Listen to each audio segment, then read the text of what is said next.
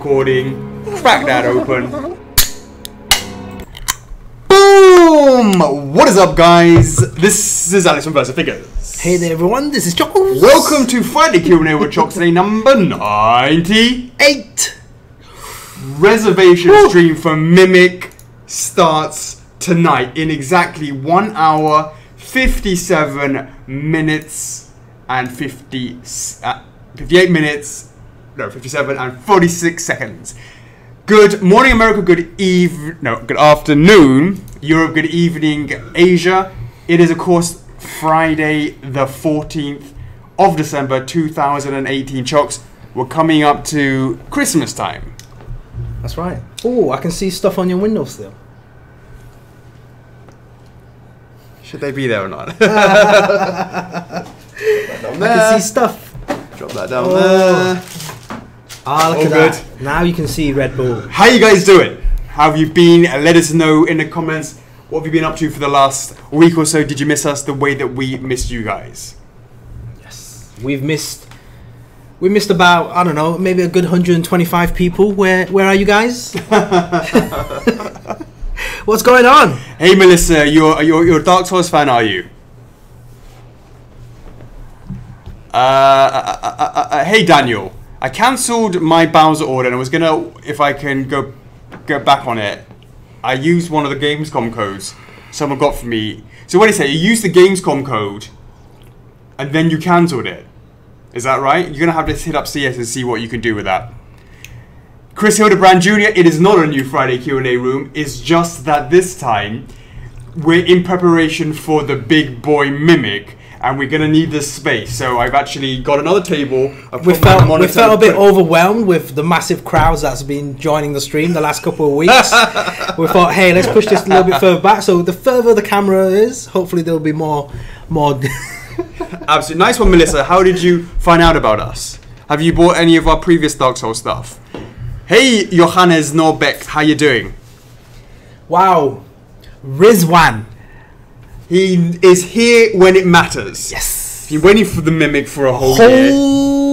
Now it's time. He's here. Absolutely perfect in terms of being at the right place at the right time, which is always important, Chocks. Oh, of course. 10 PM Hong Kong time is the time where the stream starts. Absolutely. And where is everyone? Hey, Monya. Monya. Hey, Jake. How you doing? It's been a while. Hey, Colin. Thanks. I loved your pictures as well. You have like this amazing kind of retro game, or just like, I think you also have a Parappa the Rapper as well. Just really classy setup as well, if I remember correctly. I mean, there's a lot of people been posting their spiders, but I remember yours, Colin. It was quite impressive, I must say. 3 PM. 3 PM. You got yourself. What? 3 PM? You got yourself a Spyro? Really? You go from Berserk to One Punch Man to Spyro. Are you sure? 3 PM. That's very, very different. Yuri says, do our Mimic impressions. Oh, I tried to do that before in the documentary. I bloody did my shoulder in. That's right. I bloody did my shoulder in. Bonjour, MAD. Jacob from AZ. Is that Arizona? Arizona. What's going on? I like it. What's going on, Nana say? How's it going? How's your doctorate coming along? The bead! On time today, the bead. He's only skipped 5 minutes. Hey, Dabs. I like it. What is going on with Michael? Like, that boy used to have like a stamina. He used to stay up until like... He's like in Hong Kong right now, isn't he? Who? Michael Lai. I don't think so. Are you back yet? I thought he was back already. I don't know. And then... I can't remember. I thought he was. Maybe? Yeah, and then... And even so, he was still up. He used to be up until like all hours. Now he's just going to sleep and stuff. He's getting old. He's getting old. Hey Alfie, how you Nice to see. You know, I had some shoot waffles in Gamescom for the first time. Is that Dutch or is that Belgian? It's Dutch. It's Dutch, of course it is. It's like your best. It's your best export. James B. 80s and 90s setup. I like it, Colin. James B. What happened to Cassie? She got zucked. What happened? Hey, Catherine. Yeah, I mean, fine. It's quite a big household now, so it's just another entrant to it. So they're okay. They're okay. Thanks for asking, though. You're all done now, Nana. Say what? You finished all what you need to do for what you need to do? Is that right? I have a dive trip, 8th to the 1st to the 8th, then 11th to the 21st. I'm in Japan. All right, are you going to Fukuoka? See, so he's not in Hong Kong then? No, he's not. 3 p.m. The gift cards are not ready yet. The gift cards will be ready next week. No, Cassie B, I saw you had another. You sort of came in with another account. Did you get zucked? I am tired, Alex. I am sorry. I'm not sure I'm going to accept that. Matthew Lopez, how you doing? Loving those turtles. Obviously, Mr. 4. I like it. Hey Melissa, if it's back order, basically means it's on the wait list, meaning that you need to wait for a conversion in order to get it. Rizwan, where are you on vacation? Where are you normally based, and where are you on holiday?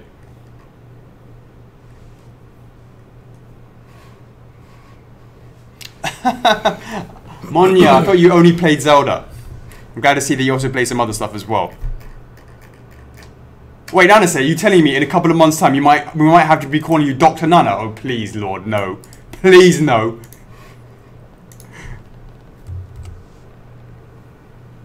Denise, how you doing? Thanks for joining.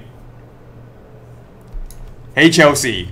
So, for those who are coming to join us for the Mimic information, that is going to be starting in exactly 1 hour and 51 minutes, etc., etc. So, there will be weekend review, Q&A, before we get to that time. We're going to be keeping very strict timing on that, aren't we, Chocks?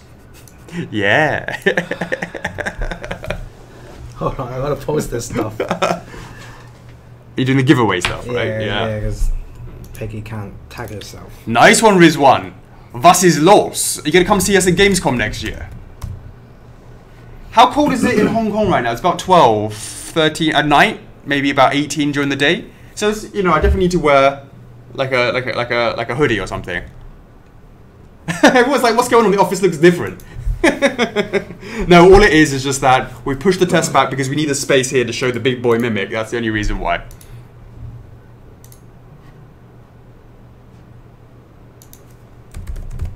Hey Patrick, that's a good question. That would be cool. Have a Mimic sound ringtone. That would be mental.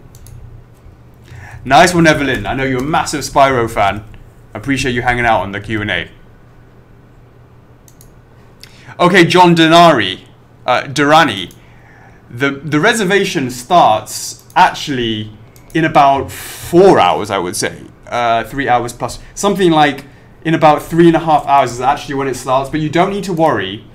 We have a beautiful, beautiful system that's, hashtag just F4F things, where in the next week you can take whatever time you like to reserve your Mimic.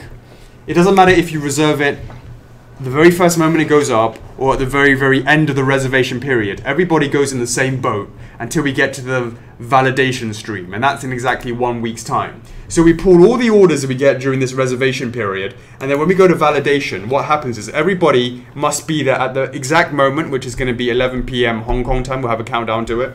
And then everyone smashes a button which says reserve now, or no, validate now, which basically means that you'll get a timestamp based on when you hit that button. And to be absolutely honest, this is a really great reason why we have this reservation, so people have time to digest. Some people need time to understand the pricing, the features, whether or not they can, can swing it financially, whether or not they have something else coming up. They need time to think about it, so that's why we have a week-long reservation period.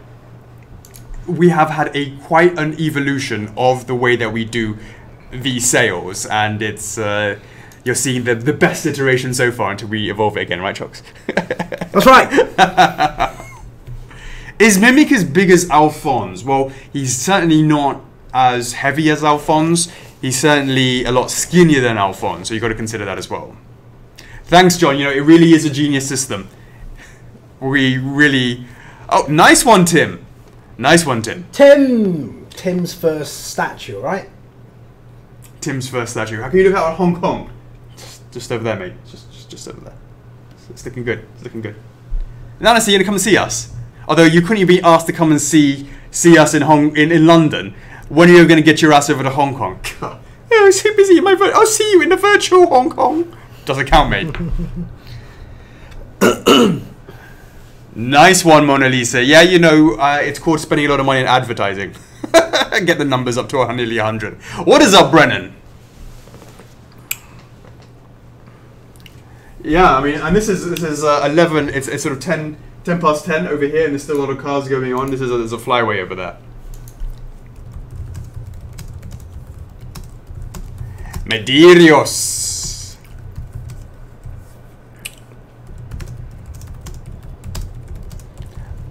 Alone, I wouldn't be able to get Alphonse, but hubby came out as my superpower. I love it. Nice one, Brenda. The family that collects together stays together. Said no one ever, except for me. Jake, that's a great question. How was your week? Well, we have a section called the Week in Review, so we'll get to that. How was your week, Jake? I hope you've been working on penning up your game, because, Lord, it's weak. 2018, Jake, your game has been weak. I hope you can step it up next year. Right. Deku Link will be sweet. Alright, Chocks, over to you with the notices. Let's do it. Alright, guys. Thanks for joining for tonight's stream. I guess there's going to be quite a few different type of people tonight. If you guys are new to the stream, thanks for joining. Tonight's the reservation for Dark Souls Mimic.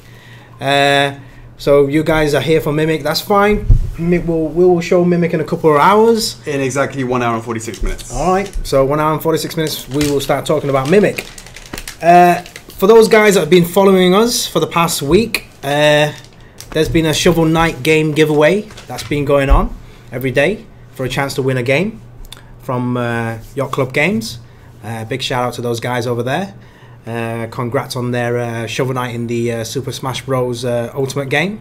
So I guess those guys are very busy with that game.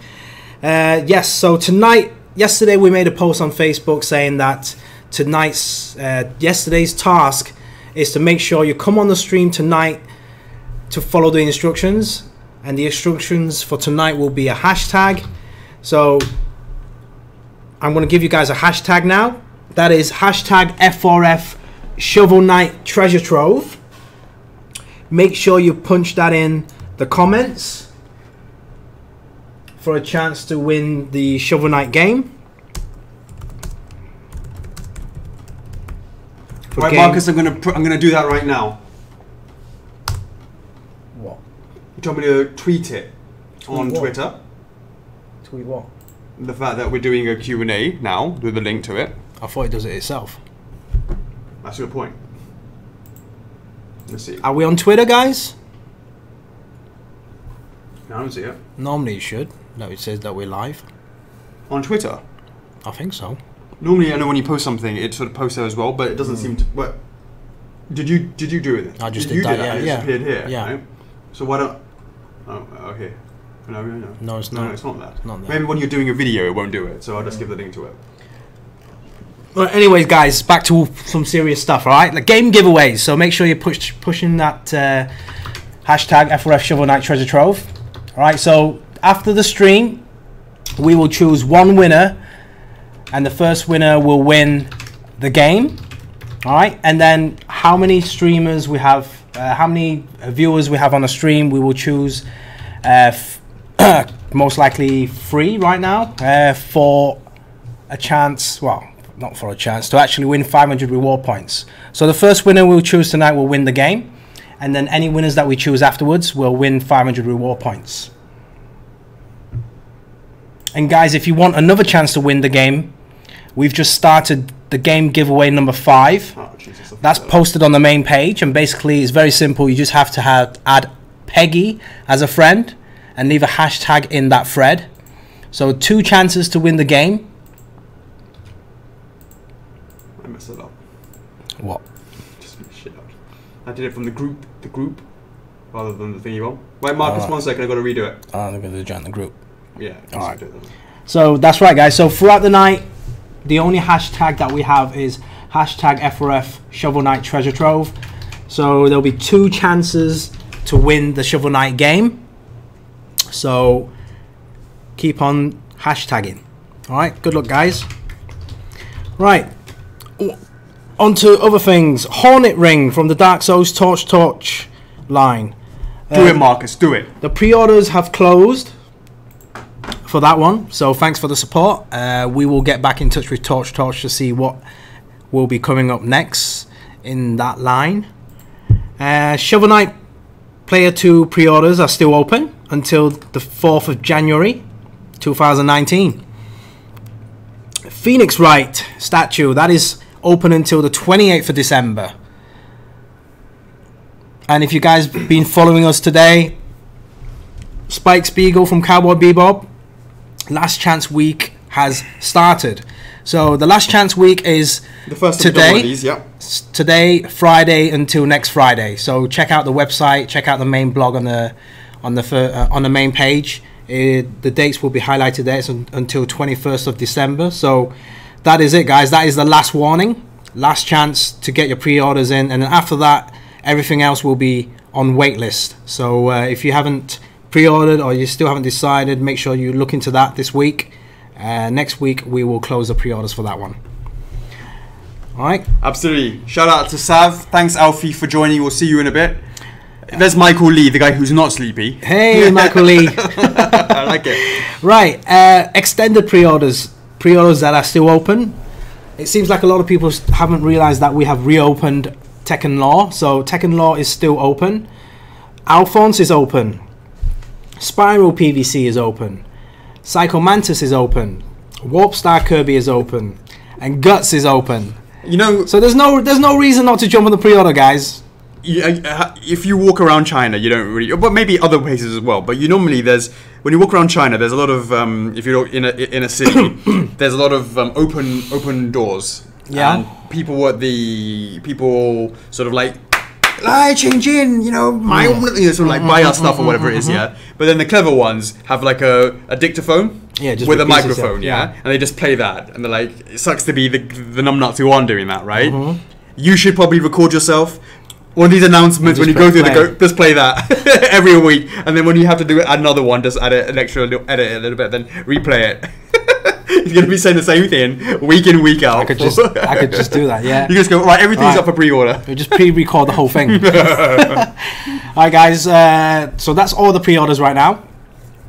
Make sure, if you missed any of that, don't worry, make sure to check out the recap. That'll be posted on Wednesday. That will tell you what's opened on the website. Other things, guys, so Christmas is coming up. December the 25th and the 26th, the office will be closed. Is it? Yeah, it's a public holiday for those 2 days. God. But ridiculous. Don't worry, guys. the club is still open. That's all right then. Yeah, the club is open 24/7. Absolutely. Yep. That's right, Victor. Even on fun days. Too soon? Right. So one other thing that's been happening lately is a lot of you guys have been having trouble. Chocks. All right. Finally, 103. Right, so a lot of you guys have been wondering, actually been finding out that it was very hard to get access on the website. You guys have been receiving the 403 issue.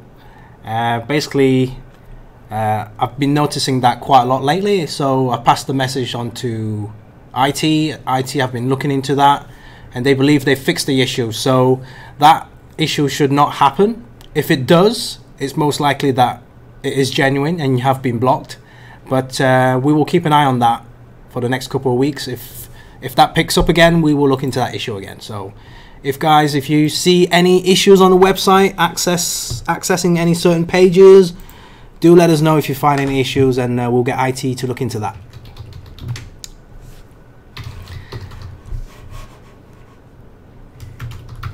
All right, we can review. Mimic. What? Mimic. What do you call it? It's mimic. Mimic what? Mimic. Details. Details? Start. What was it? What do we put above that? Because everyone's like, what's that countdown for? I got to write something there. What would you say? What would you say? Mimic details? Mimic. Mimic. Hey, Tori Chan. Hey, Nick. Hey, Raphael. Review? Reveal. Yes, review. Reveal. That's good. Hey, Martin. Congratulations on your pay rise. What? He's got a big pay rise, so he's going to spend more on statues. MJP? Yeah. Nice. Hey, Alex. Hey, Romeo. Hey, Romaine. Shit. Thanks for joining, guys. Make sure you put in the hashtag for a chance to win the Shovel Knight Treasure Trove game from Yacht Club Games. There's 2 giveaways ongoing right now. So game giveaway number 4 is in the stream. So make sure you put in that hashtag. And game number 5 is on the main page. Make sure you add Peggy as your friend and leave another hashtag on that post. So 2 chances to win the game. Seriously, guys, the game is really good. It's got some really catchy soundtracks as well. Tracking this across the screen. Mimic review in 1 hour and 37 minutes.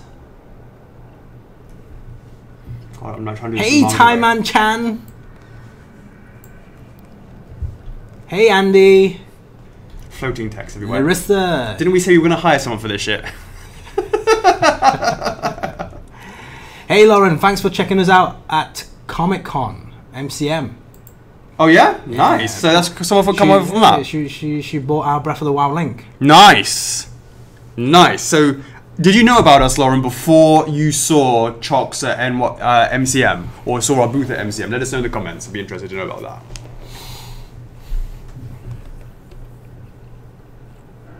Yeah, of course, Andy. There's a whole Q&A section where you can ask about anything, which if you don't know about it, it's in the group, and you can write about any question there. Or we'll also do a section here which will just answer questions on that. Now that is great. You see that, Chocks? Lauren did not know about us before MCM. Yeah. Which we can sort of use that as justification that these are not just about making money. If we can, that's good. But if not, it's also about marketing. Because Lauren's clearly found out about us at MCM. Now she's going to buy the entire store, right? Right? Otherwise, otherwise, actually forget about it. Yeah. Hey Morales, how's it going? The Q&A thread is over there as well. Yeah, I just posted that in the comments. Yeah. So if that was for Andy, make sure you put your question in there. And I'll definitely get to it as long as it's before the reveal. Great. Okay. Have we done all of that then? Yeah. Week in review. Chocks. It's been very, very busy in terms of stuff going out there. Yeah. There has been a mainstay of Canadians and Europeans, I believe, receiving Spyro. Spyro, yeah. I also believe it's been Australians receiving Snake. That's right. So do you want to say a little bit what you've seen so far? Yeah, definitely exactly what it is. It's been a bit quiet when it comes to product launches. We've done some events and we've done some PVC releases, and then now we're back on the resin stuff. And over the last couple of weeks, Spyro has been going out.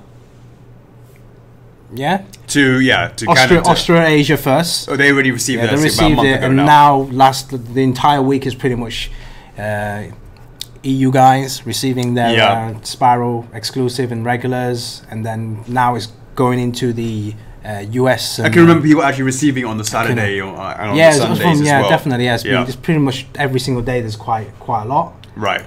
And then obviously, God, everyone's like, "Oh my God, it's a new background." Yeah. We should keep pushing it further back. So it's kind of like unveiling the office. The office, yeah. The office. So what about the offices? And then Solaire, Dark Souls Solaire. You guys been receiving that as well? But that's kind of Asia shipment. Yeah. It's not really been main shipment. Not main shipment. There hasn't actually been that many Solaires posted. Of the Australian shipment. Those that have posted has been No, Spyro has nothing to do with... No, as in, in general. Like currently it's Crash. No, it's not Crash yet. Crash hasn't been out yet. Currently it's Spyro, Solaire, and Snake. It's been quite a nice little trickle of stuff, right, Chocks? I think it started off with... What was it recently that sort of started that off? Solaire. Solaire, then Spyro, and now it's Snake. I guess it's mainly Spyro. I mean, Spyro for the guinea pigs in Australia, and then going into it's sort of the main shipments are now receiving it. But and that's quite nice, Chocks, because you get a little spurt of people getting it in terms of Australasia, the Asia warehouses. They get their Spyros sort of a month ahead of everybody else, right? Yeah. And then by the time that they get their Spyros are going into the other places, the Australians are posting their Snakes and their Solaires. Right. And then that filters over, and then and as that main shipment goes over, you're going to start seeing the crashes go out. The crash guys, I mean, the Australian guys or Australasia guys will be getting the crashes. Yeah. Is that it? Crash resins, yeah. This is just crash. That's crash the next resin, one. I believe, yeah. That's the latest info I have. I'm not sure what's after that. Probably Solaire exclusives, probably as well, in terms of the DSs, SDs, perhaps. The PVCs, yeah. Yeah. Yeah, you mean all that, so it's kind of like constant, because, don't get me wrong, I love the fact that there's a ton of people that are receiving their stuff right now, but imagine if it was worldwide, we'll get the same thing, it will be the same it will be more intensive in terms of people posting it, but it will be just the same amount of time, which is the window of 1 week, and then afterwards, it's nothing until the next massive window of the next product. But the way that we drip and drab it now is actually quite nice, because it means that some people, people are always posting. The only time there will be a drought is mainly because of the Chinese New Year, of course. Yeah, so like once shipment goes out January, February, the next available shipment is like after Chinese New Year. So they'll probably start shipping stuff out like sometime in March. So the next. Yeah, so it's going to be like at least a 2-month gap. Yeah. Between February and March, April. Yeah. Hey Jake, did you see the GIF I just posted about the Varia suit? I know you're waiting for your first F4F.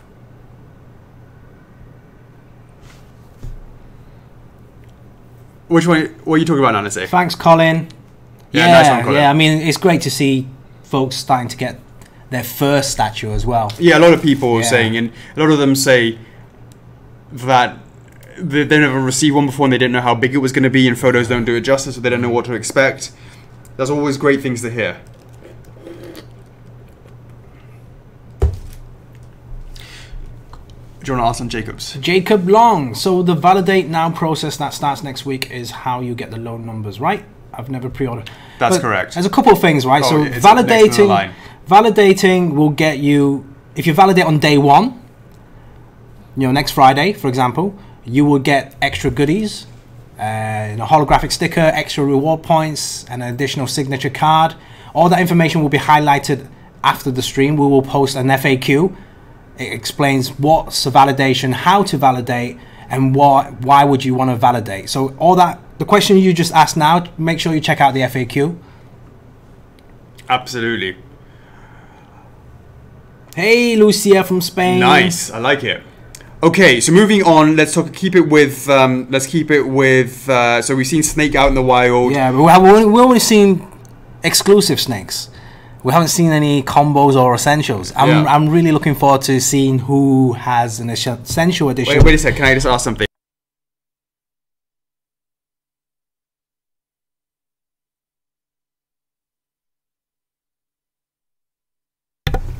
I know, right, Chocks? Unbelievable.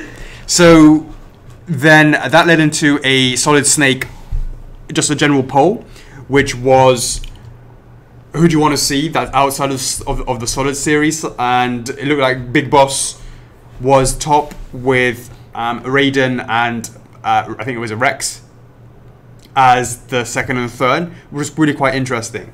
Although the numbers weren't particularly a lot of people voting for that, but you have to believe that maybe with this sort of stuff, it's like, make it and they will come. So, we always take these polls and we look at them as one of many factors. So it's always interesting to sort of see. Hey, Amy. Hey, guys, make sure you put in the hashtag. Put it in right now for a chance to win a Shovel Knight Treasure Trove game. Nice. So shout out to Yacht Club for Yacht Club games. Yeah. And then any other subsequent winners that we choose, each will win 500 reward points. Absolutely. Okay, moving on to Solaire. I did a picture of some revised hands, and that was to do. Hey, Derek. With, so. Right, you know what? I am really, really sad, Chocks. I'm super, super sad. Super, super sad? I'm really sad. Of? Because I always knew that it's always nice to have a safety net, okay? Should F4F go tits up and blow up, I like to think I have a safety net. But I found out it's quite obvious that my safety net is not what it is. Now, I was practicing about the possibility of being a magician, right? A stage magician, subtle, all that sort of stuff. Except for there's a massive problem, Chocks. What? The problem is, if I do this, can you see there's gaps in my fingers, right? Yeah. I have bony fingers, meaning that there is gaps there, which is the worst trait to be a magician, to hide shit. Because you normally hide stuff like that. Like you can't see it from there, except for you fucking can. Because I got a gap in my finger. There's like, Right. Have you got gaps in your fingers? I do have, actually. You'll be a shit magician too. Yeah. Those who've got I like... don't want to be a magician, though. Well, okay, I'm just saying, it was my safety net is the point, so I was disappointed. Right. So you look at a massive gap there, right? There's a massive gap there, so unfortunately, I can't be a great magician, except for Soler can be an amazing magician. He couldn't before, but now he can. Now, what I mean by that is, originally, what we had done was, the fingers were a little bit spread out, and it was connected here. Hey, Lauren. At the base point, and Yeah. then there was some separation there. We then revised it so it would be like this, okay? And we did it so they squeezed together. Now, I want to be very clear. Someone had posted a picture from this. First of all, it's from the straight on shot, okay? Straight on, and they used what's the word? Flash. Now, what does that mean? What it meant that it looked like there was kind of like this webbing in between there. Now, the physical mold must be one piece. It has to be connected, right? But because they're pushed together and there's no natural gap between them, you can't really see it. Unless what you do is... Shut up, Derek. I ain't talking to you. And he probably got a shout out and all, didn't he? He did get a shout out. He got a shout out. You better not have got one on the bloody Q&A as well. He got one in there. He got one in there. As well? He's got one there, yeah. Oh, for fuck's sake. I mean, hi, Derek. And the reality is, when you look at something like this, we have 3D fingers. And what I mean by that is, our fingers aren't flat. There is a depth that goes in and in between each finger. And there's a natural shadow that's formed. All right, it won't be long, Mike. 1 hour and 25 minutes. Yeah, there's a natural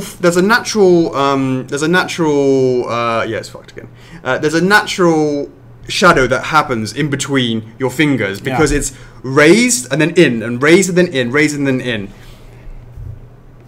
And that's what we're talking about for Soler's fingers, and that's exactly how it was done for the pieces. If you zoom in and you take a photo with flash, you'll highlight the in between. Yeah, if you look at it like that close.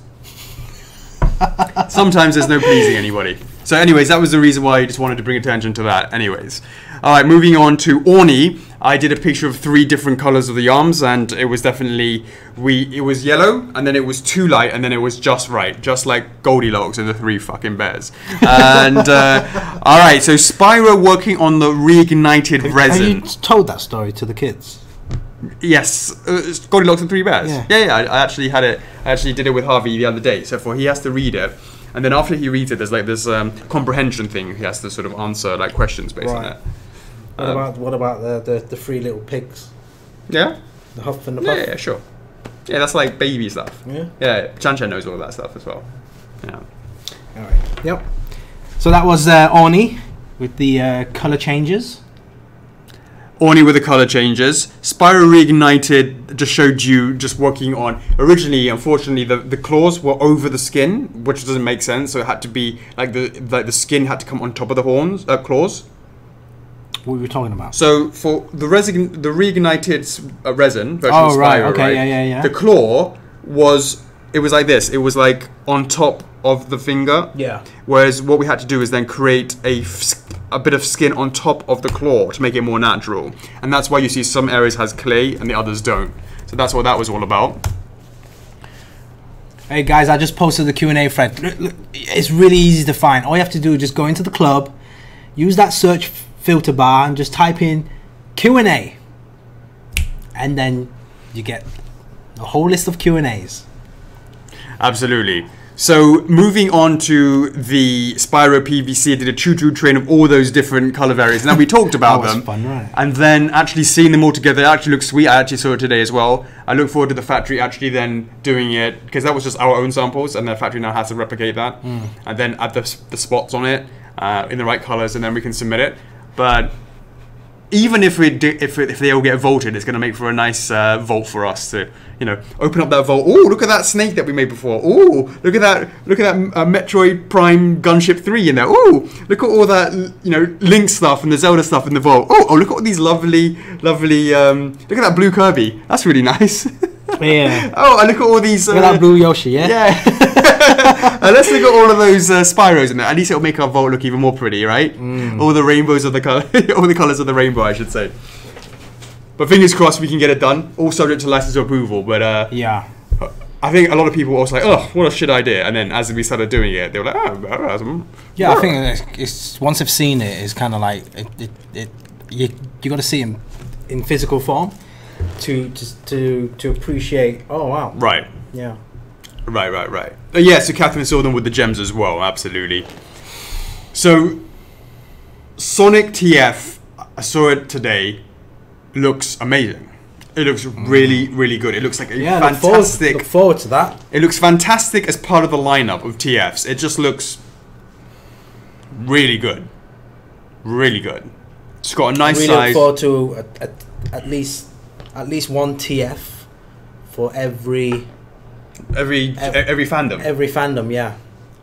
Absolutely. Can't wait to get working on that Phoenix Wright one. Sega stuff, Capcom stuff. Phoenix Wright. And that's what I'm saying. Sega stuff, Capcom stuff, Bandai Namco stuff, Activision stuff, Rare stuff, that's Nintendo stuff. Yeah, that's all covered so far. Yeah.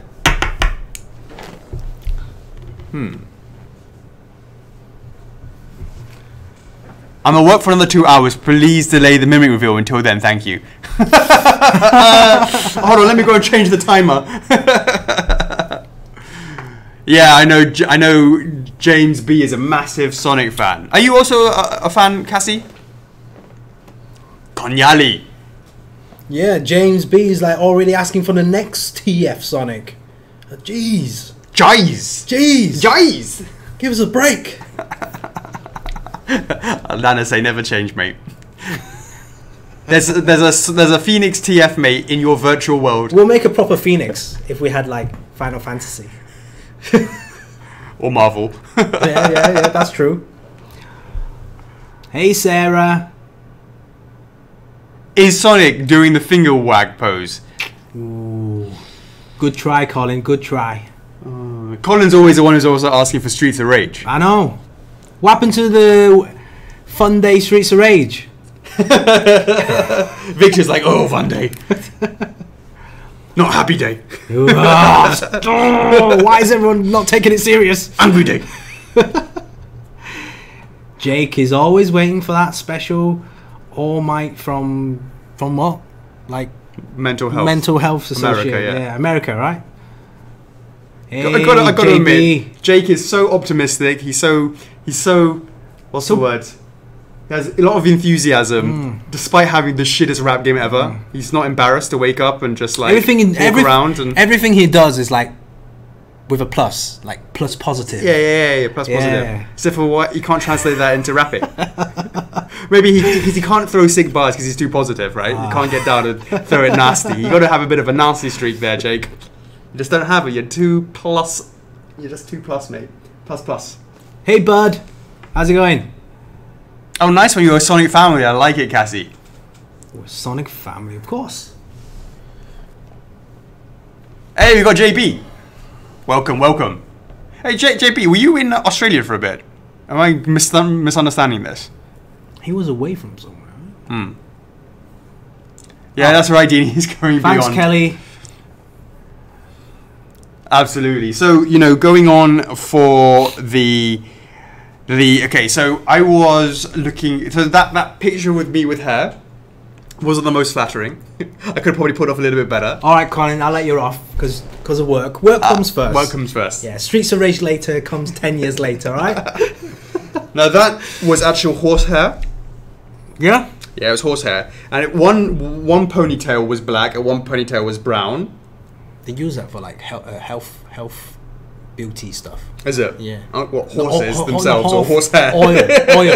Oil. So actually horses rather than their hair. That's right. And they wanted to show it to me to go, this is the material that we want to be using. Why didn't you bring some back? Like, so I put it like this, right? I put it like this, and I put my hoodie up, right? Mm-hmm. And then I took the photo, okay? And what's quite funny, some of them has white hairs, and then I'm like, does Nido have a bit of white hair? It's not all in one colour. Right. Yeah. And so there was a couple of white hairs in there. I was like, does Nido have white hairs? I'm not sure about that, right? But here's the funny thing, right?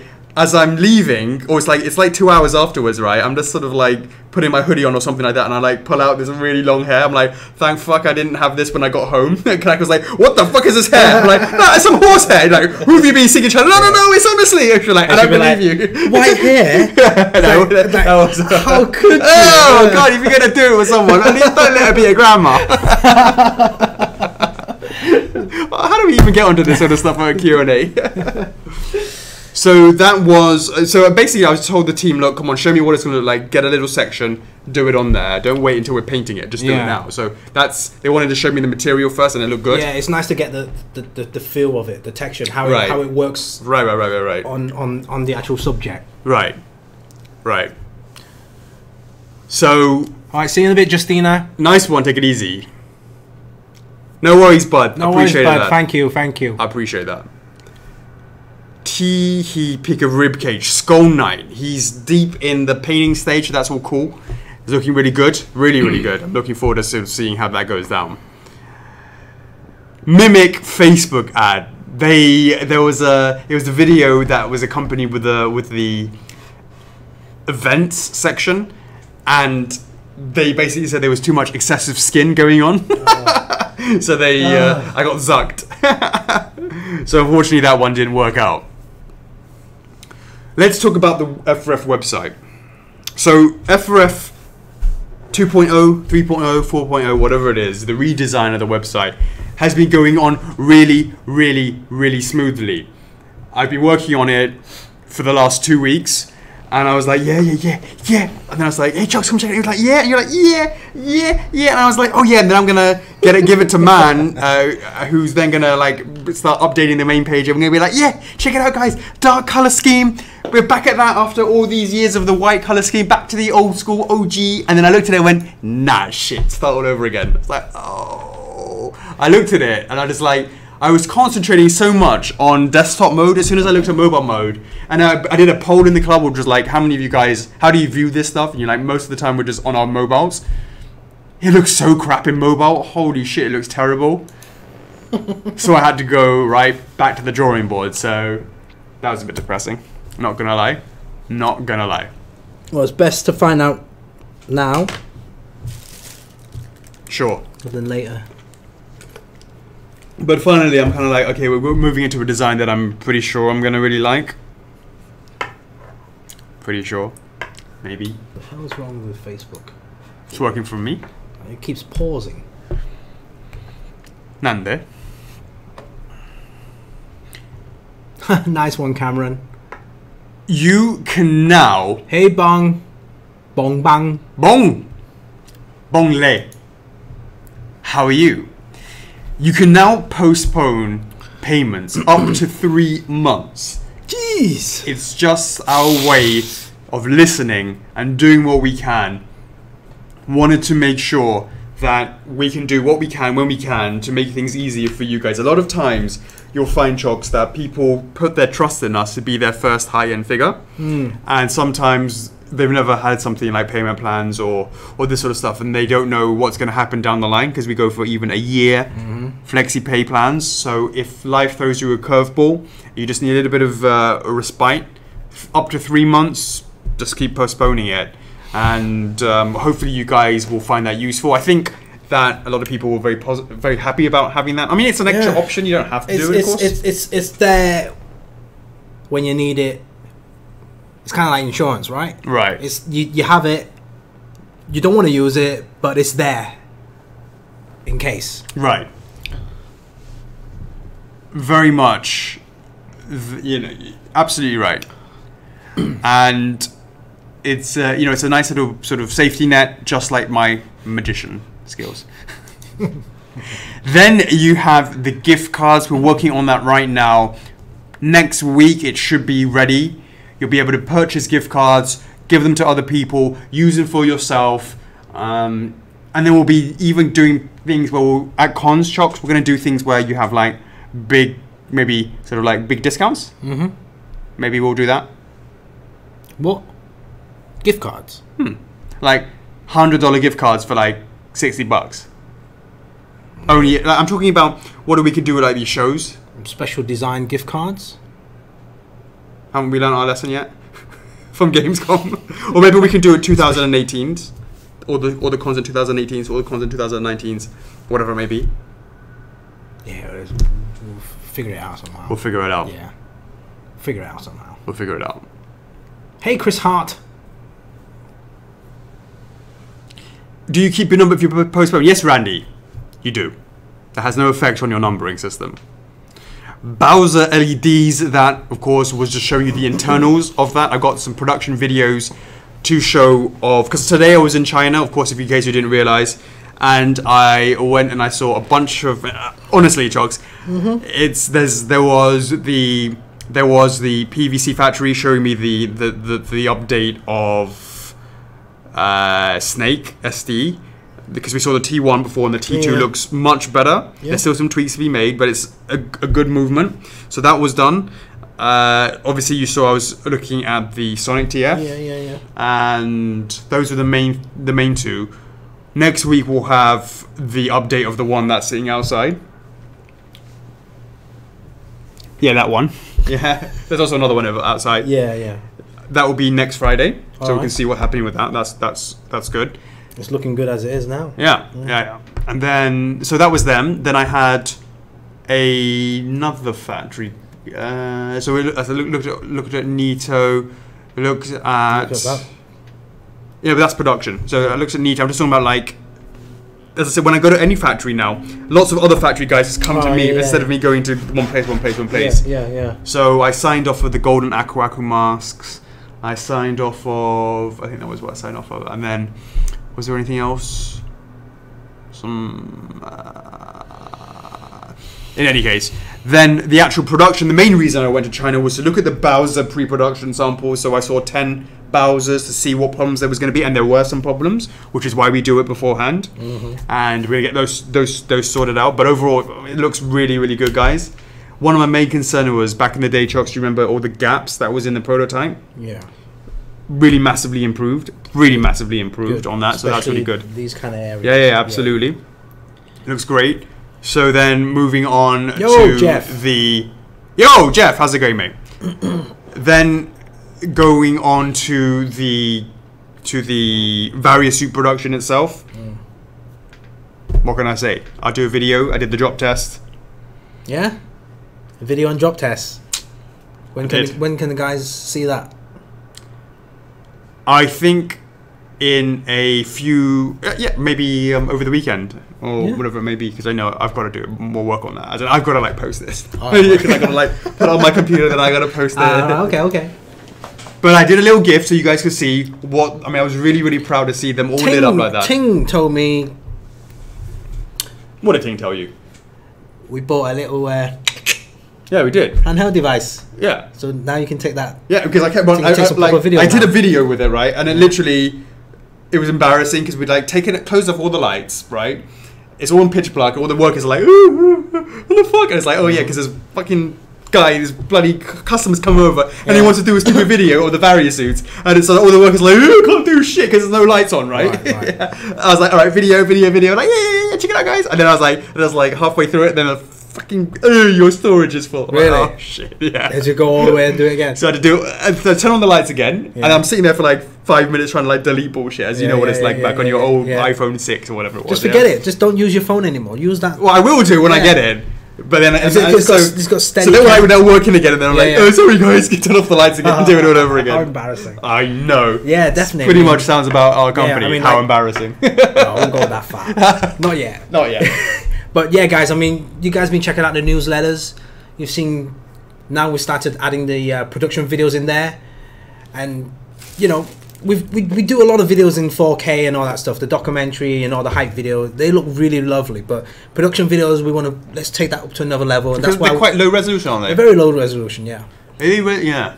Plus, it's not very still. It's like Absolutely no movement. Look at that. no. Steady as a You're rock. going too fast as well. Like, Steady as a you're rock. talking, you're moving on to something else. I don't even know what kind of camera is it. Is it a good one? Yeah, it's a good one.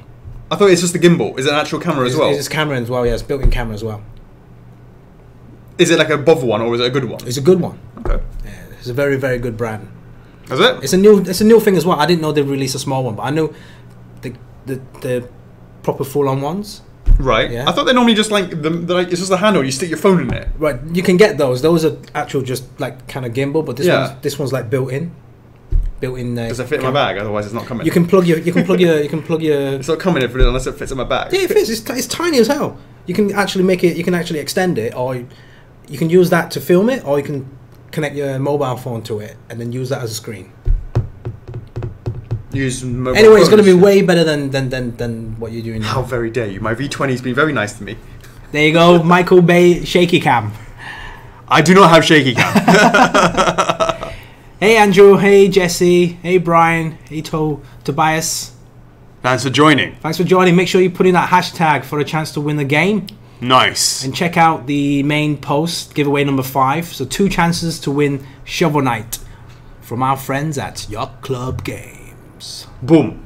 Yeah, much appreciated to them. All right, Chocks, over to you. Have we missed any questions? Questions we can review. Oh no, just some comments in the stream, that's all. Nope. Right. Here, yeah? Jeff's like, oh, V20, no man, V30, because he used to have a V10. He has a one up me. Yeah. All right. And he had the V10. I got the V20, so he got the V30. That's right, Jack. The Osmo, yeah. Yeah. How do you know? It was either Osmo or GoPro. Hit us up, Osmo. I shorted GoPro. I think we need one. I think we need an Osmo each. I shorted GoPro. What? I shorted GoPro. What do you mean you shorted? Basically, I bet the stock would go down. Oh, right. It's like, it's just a camera, innit? Camera. Yeah. All the like action sports and all that stuff, like rallying, and they all use it. Snowboarders, bikers. Right. So a really small market. Therefore, I shorted it at stock. Well, it had its And it went down. It had its time. Exactly. Yeah. That's the point. It was the one to go to. Yeah. But now there's so many different alternatives now. Yeah, true. Which is why we're like, short that. Well, as long as if you made the right choice, then that's fine. At the right timing. Yeah. Absolutely. Thanks, Faith.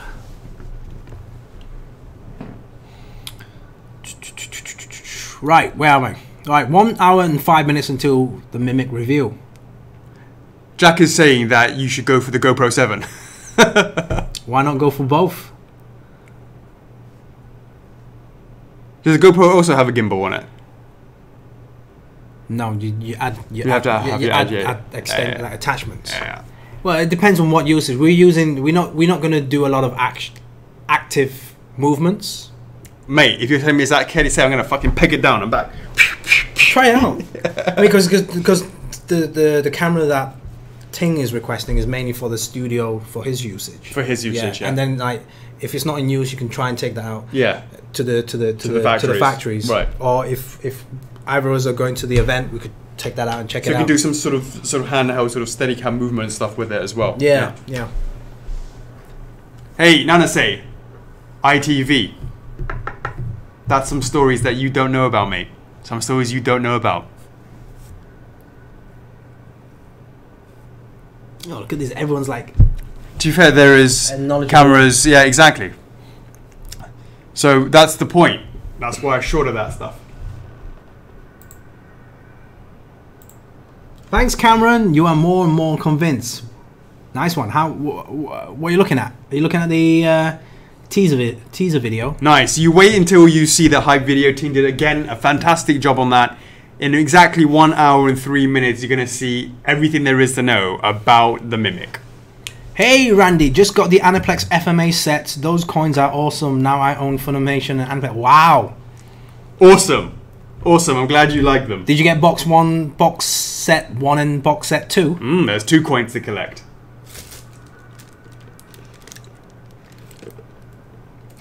Did I, Nana?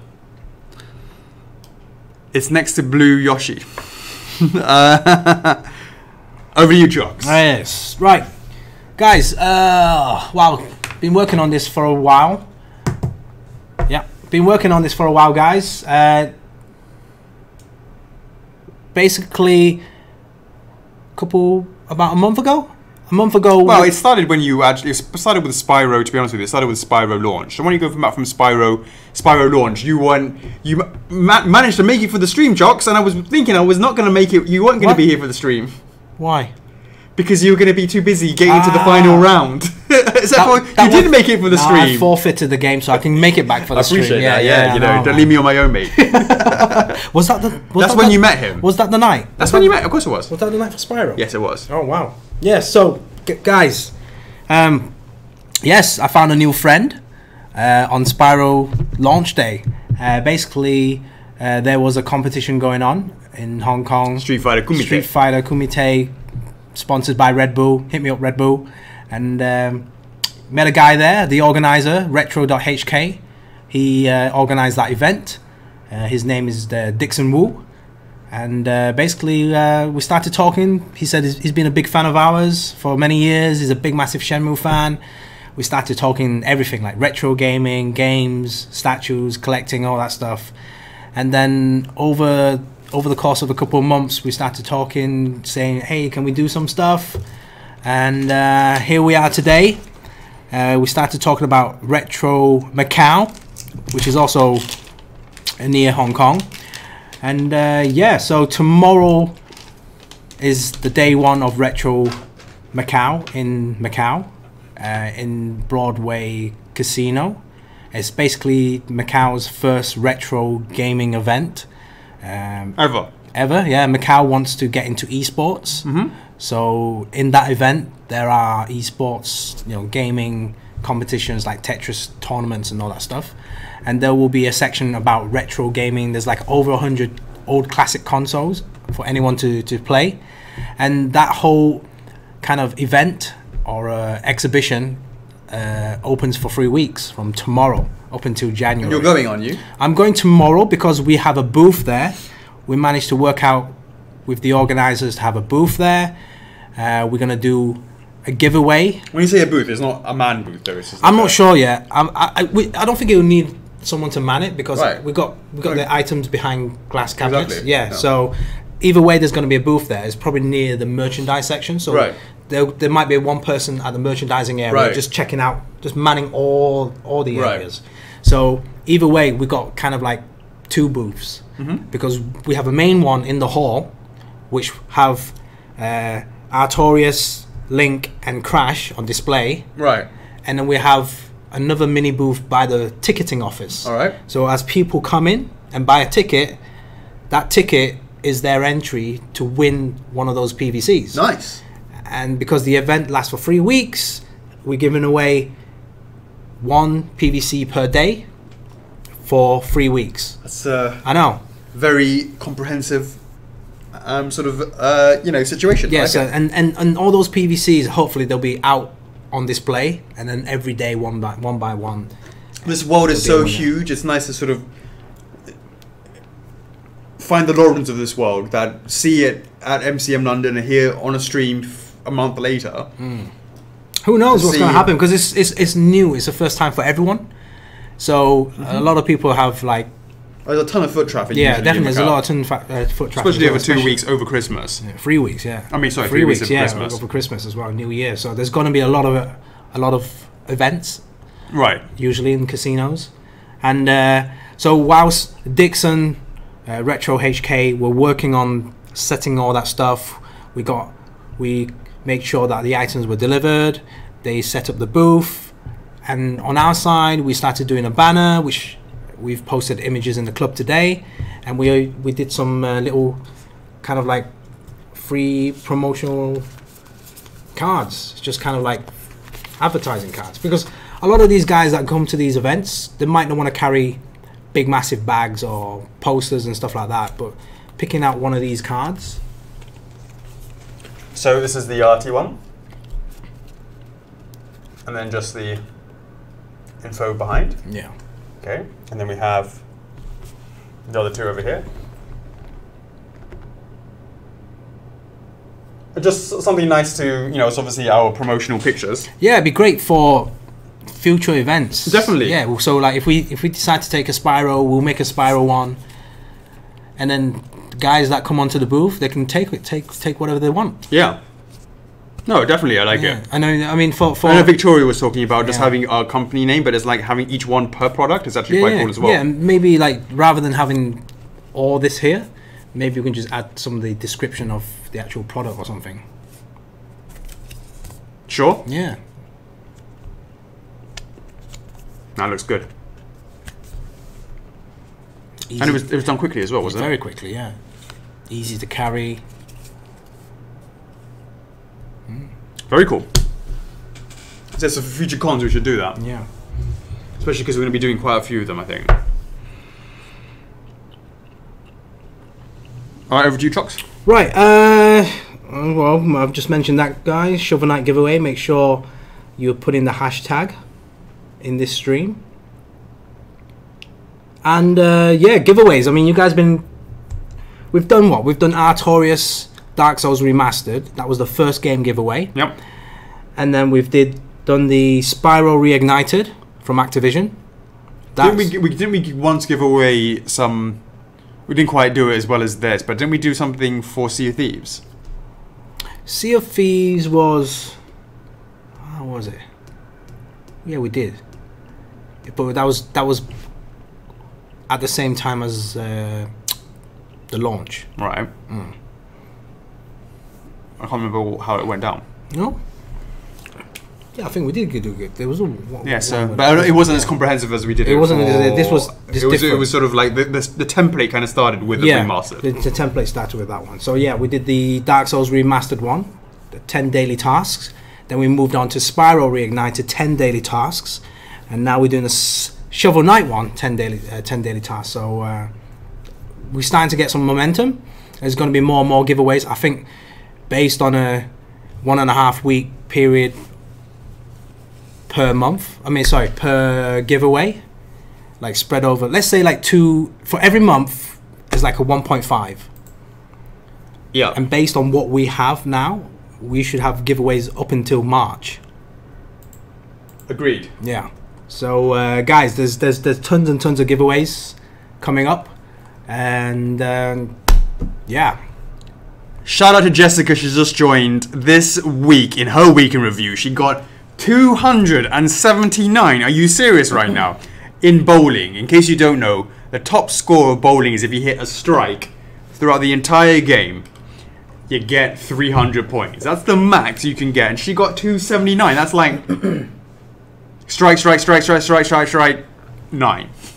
Something like that, right? Mental. Congratulations to you, Jessica.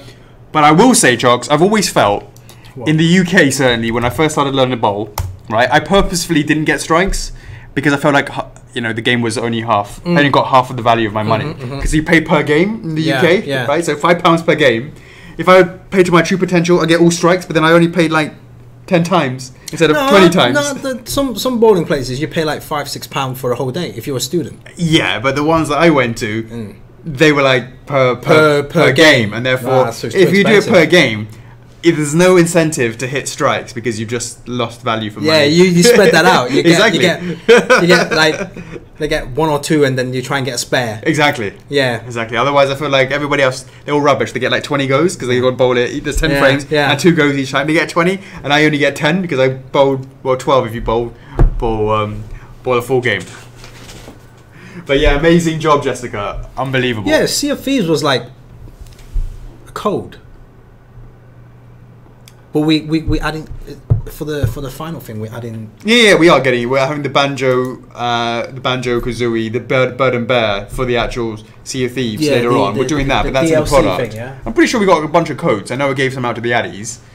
Didn't we actually give out some to the club? I'm sure we did. I'm sure I did. Yeah, that's what I think so as well. I'm sure I did. Right, good. I'm glad. I'm glad you know what's going on. I'm sure I did, but it wasn't as elaborate as this one. Yeah, exactly. Yeah. The new template came out, and then using that template going on Well, to asking I other guys to do it best as well. get back to Rare then and say, look, we've got a better format now.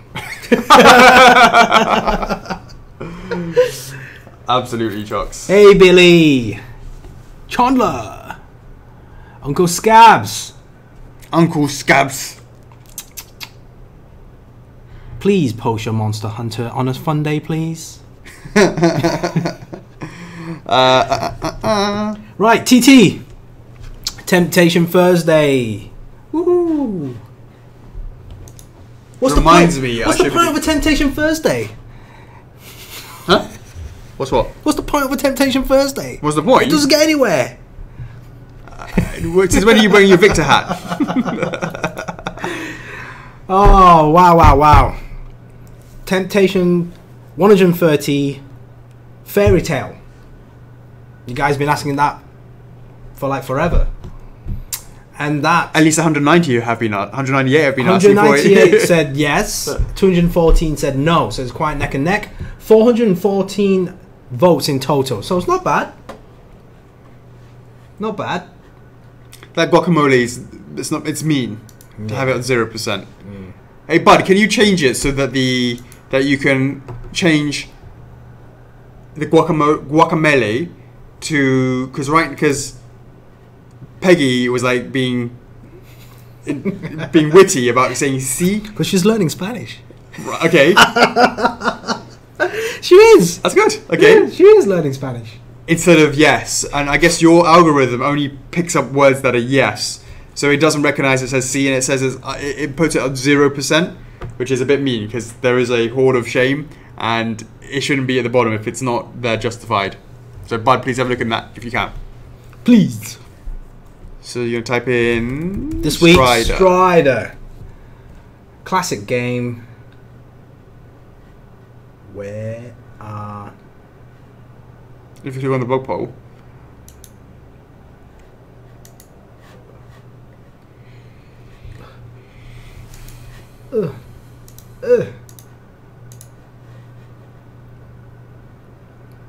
Currently 116 says no and about 25 says yes to Strider. Any of you guys remember what game that is? How many yeses? Around about 25. Indeed. And what's next week? Celeste. Celeste into JoJo. Into JoJo. Big games. Celeste. Yeah, like an indie game. Big massive indie game, like won the category at the Game Awards. For this music, wasn't it? Was it music? I don't know if it's gameplay or something like that. What? Celeste.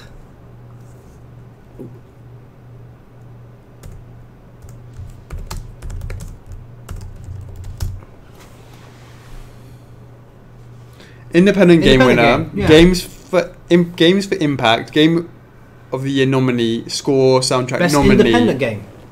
Best independent game. Nice. Well done. Very nice. Look, Victor, don't be offended. We're just joking with you. If you don't like that, that's fine. We won't do that. It's not attacking you. Just we joke around, and this is us joking. If you don't like that kind of humor, we won't do it with you. That's no problem. Just chill. Peace. It's peaceful. There's no attacking, mate. There's no attacking. Hey Larissa, yes, we got Dark Cloud and Star Ocean on the list.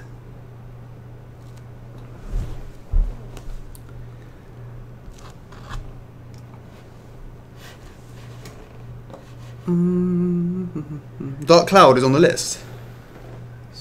Dark Cloud? Yeah. Never heard of it. What was it? I'm sure you asked me that question before. How old is that? Old. It's RPG, level 5. Oh yeah, I recognise that. It looks like Link. That looks like Link. This is true. That's a good point. That's right, Colin. Toe Jam and Earl. Finally, got a release date for that game. Toe Jam and Earl? Yeah.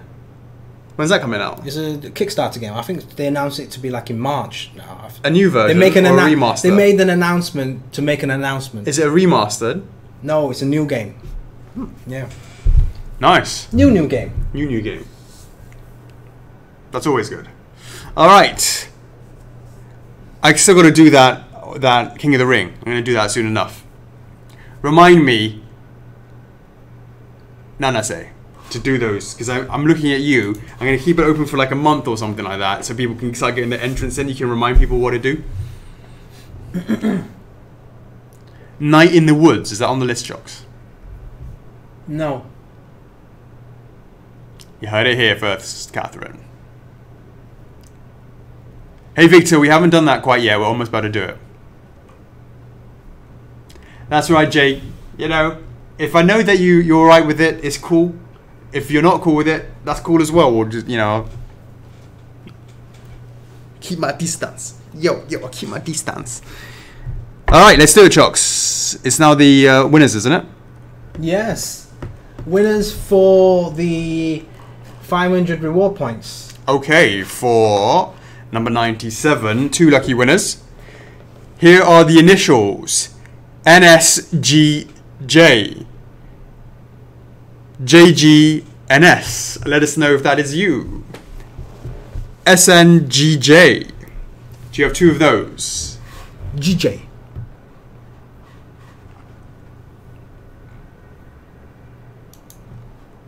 What should be on the list, Catherine? Come again? Something in the forest? What about it? Catherine wanted Night in the Woods. Yeah. Something in the forest. Is that what I said? Is that what you said? Oh, right, okay, yeah. Near enough. Is that some sort of dogging in the doggy statue? Oh my god. Oh my god, why did I type Night in the Oceans? I had Star Ocean in my head. Star Ocean. Yeah. It's not an M, it's an N, I believe. Oh. Yeah, it's an N. N. Alright. Winner number 1 is Johannes Norbeck. I think I saw you on the stream earlier. So congrats to you. Winner number 1 and winner number 2. A lovely lady, Sarah Gillen. Or Gillen, depending on how you pronounce your own name. Congrats, you are winner number 2. 500 war points will be deposited in your account soon enough.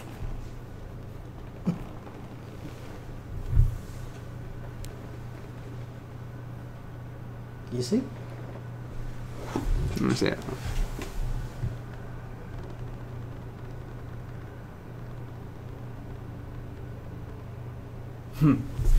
All right, Victor, I see what you got to say about that. Well, you know, no more jokes for you, mate.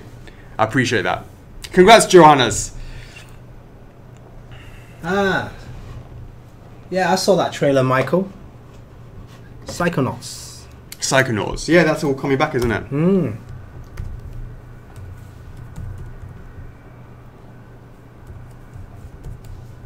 Psychonauts. On the list, Michael. It's on the list. All right, cool. All right. Hey, Nadia. Hey, Nadia. So, Chandler Burns. Is that it? I mean, go back up. Oh, sorry. Sorry, just seeing. Yeah, winners hashtag. Next hashtag will basically. Obviously, we've done it's the Shovel Knight Treasure Trove, guys. Make sure you put the hashtag. The first winner will win the game. Yeah. And then I guess we're choosing 3 winners right now. So the next 3 winners will win 500 reward points. Absolutely right. Hey, Tate. Wow. Tate, it's been a while. Hey, Randy. Wow. How you guys doing? All right, guys. 44 minutes until the Mimic review. It's gonna be a long one tonight. Hopefully. Is it? I don't mind being a long one, as long as you guys want it to be long. Then we should do who dat, so I can deny some people. And I know that Petula's not on the stream for the next hour and a half. So wait. So when he comes back, it's like, oh, done.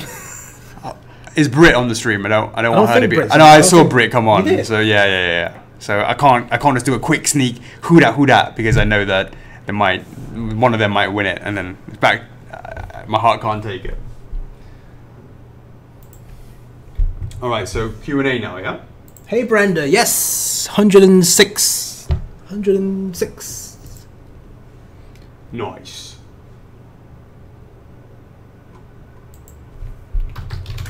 Good luck, guys. Seriously, guys, Shovel Knight, great game. Is it Q&A now? Is it? All right, Q&A then. You got any snacks? I do have some snacks. Go on in. Are you sure? Yeah, absolutely. That's just snack time, isn't it?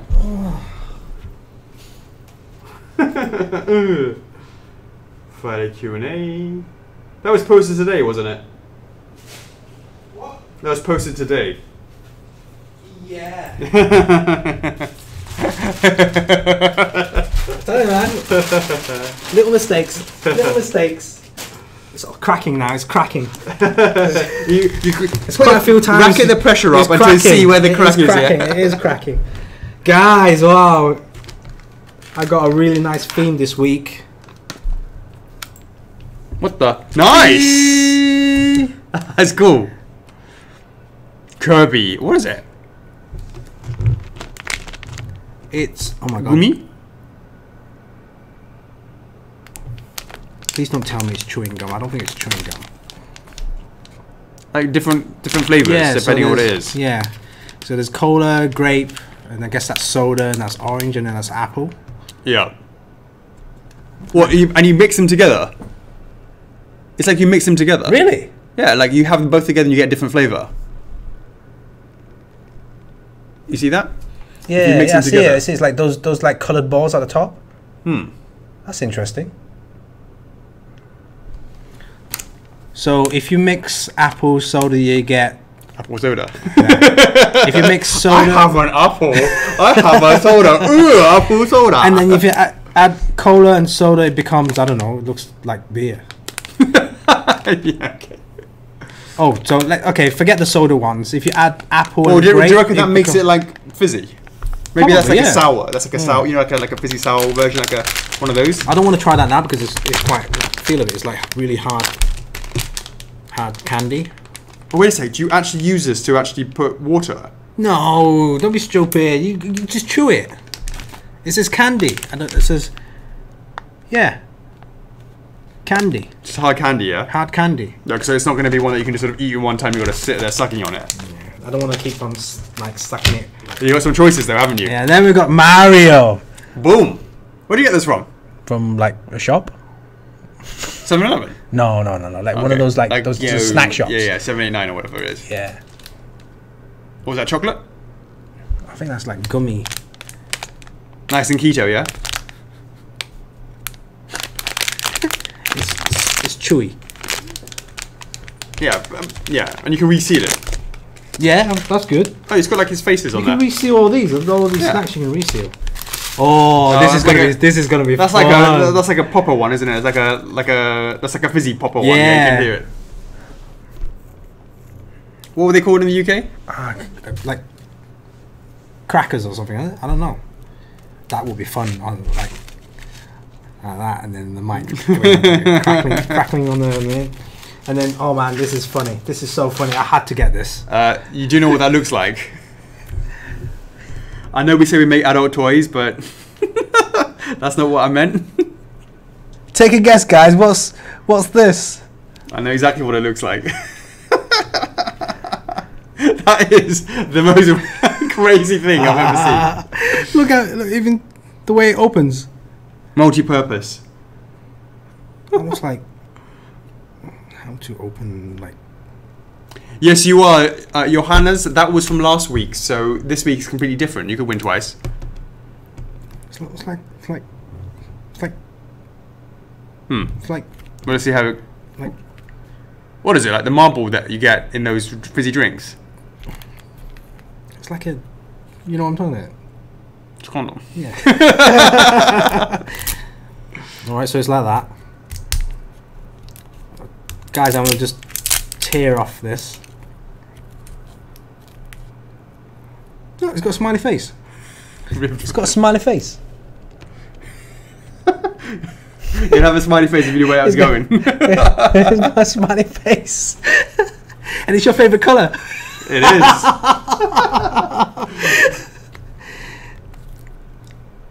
Oh. Oh. Oh. Push it, there you go. Yeah. What on earth is that? It's green. With different colours. Yeah. Spit. Star shape. It's like pastels. It's like fruit pastels. Like that. It smells horrible. It does smell horrible. Oh, it smells like it's off. Oh, it does, doesn't it?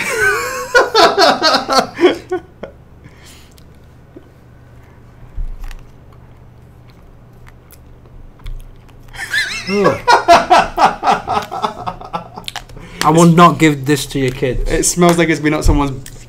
Clean your minds out, guys. Oh,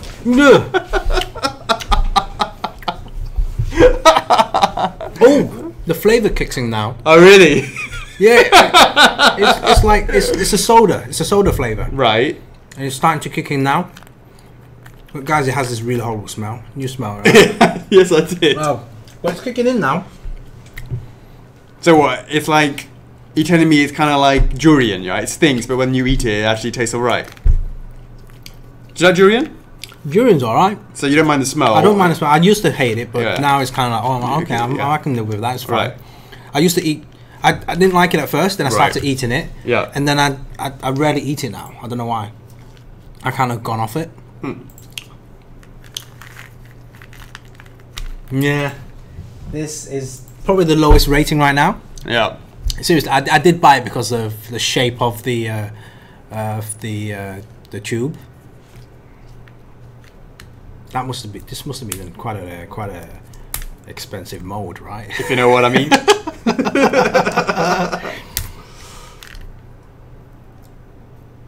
All right. Shall we move on? Just doing that one review, yeah. Yeah, I don't want to eat that. Yeah. Yeah, I'll probably. Yeah, next time. Next time. Yeah. Well, you got sneak peeks. 36 minutes for the next for the Mimic review. Absolutely, no worries. So let's kick it off. Q&A with Chocks and A, number 98. Kicking it off with Anthony Noble Banks saying, are there any updates of Banjo-Kazooie? That's what I saw today as well. The changes to that. Oh, yes. And how is it? That needs to be... They had misunderstood what they need to do, so have to do some more work on it. It's a bit annoying. I know. A bit annoying. Adam El Gamal, any Yakuza updates? Yeah, I saw it with a review with the boys and girls, and we'll probably get that submitted. Whether or not we'll actually bother going with 3D, we probably would just take the punt and just do it, to be honest with you. How are the minifigures coming along? Slower than expected, but it's still we're still pushing for that. Any plans for the holidays? Chocks. When are the holidays? Yeah, right. Guys, we got so much stuff that we need to do for the last Friday Q&A of 2018. So much stuff to do on that. Episode 100. Make sure you come for that last one of the year. Wait a second, we haven't confirmed anything yet. Have you watched any of those images yet? I sent that last night. Yeah, I saw that. She saw that. She hasn't started that yet. Okay, well... She's doing all that other stuff. To the last moment again? Yeah, last moment again. Well, you know, she's starting now. Jason starts on the Monday. Jason can do the almost slipped there. Jason could yeah. Could do... Yeah. Ooh, almost slipped there. Oh. Yeah.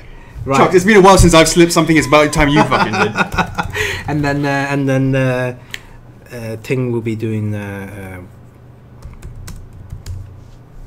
No, he is not. He's not doing that. No. Absolutely not. All right then. There's nothing to do with that. Because all we need to do is just put. But if you want him to have more time to make it better when the time is ready.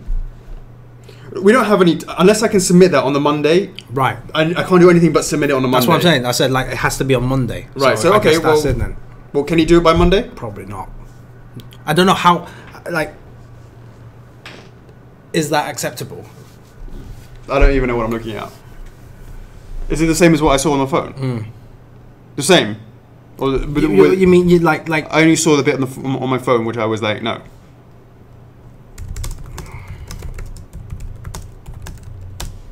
On my phone? Mm-hmm. No. All right, then. But I said the pacing of it was really bad. Right.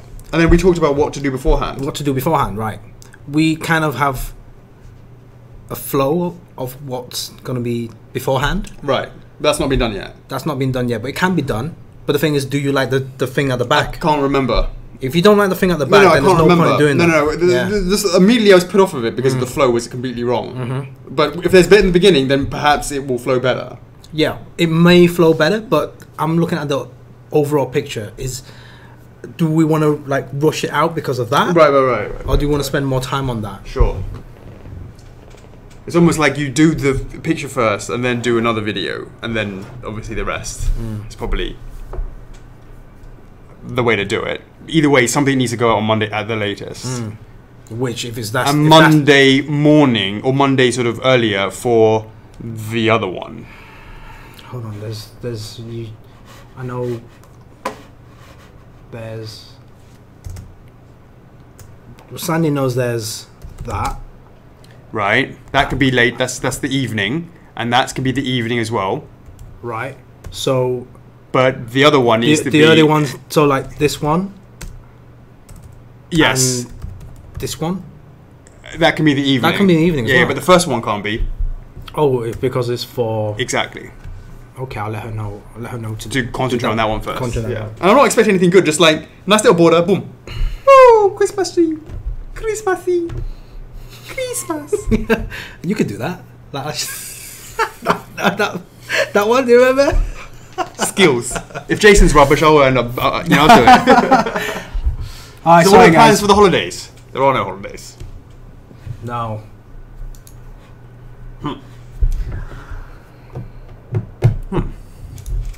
Not sure. It's kind of hard to sort of plan anything when you've got the little ones in terms of a newborn. Would Crash in his go-kart be sort of a new line?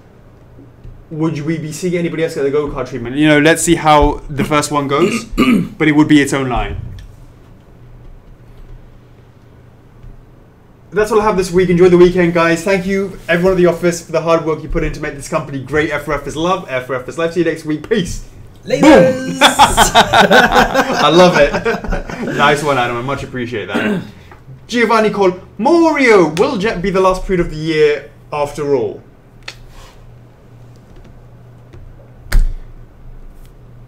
Maybe yes, maybe no. Will Mimic have a definitive edition? And if so, will it be the most expensive DS piece yet? No information on the Mimic until 30 minutes. In 30 minutes, I'll give you everything you want to know.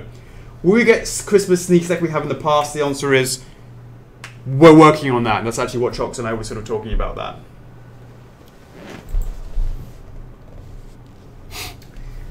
Jake, any progress on Mental Health America? It's really mental, if you know what I mean. I will say there may be some, there may not be some. It's maybe yes, it's maybe no. It's something that. Should I stay or should I go? Do. It's one of those. Let's just say, to be clear, if we were going to tell you we had mental health issues, if we're going to tell you that, it would be not in an answer to a Q&A, to be honest with you. Just for your reference.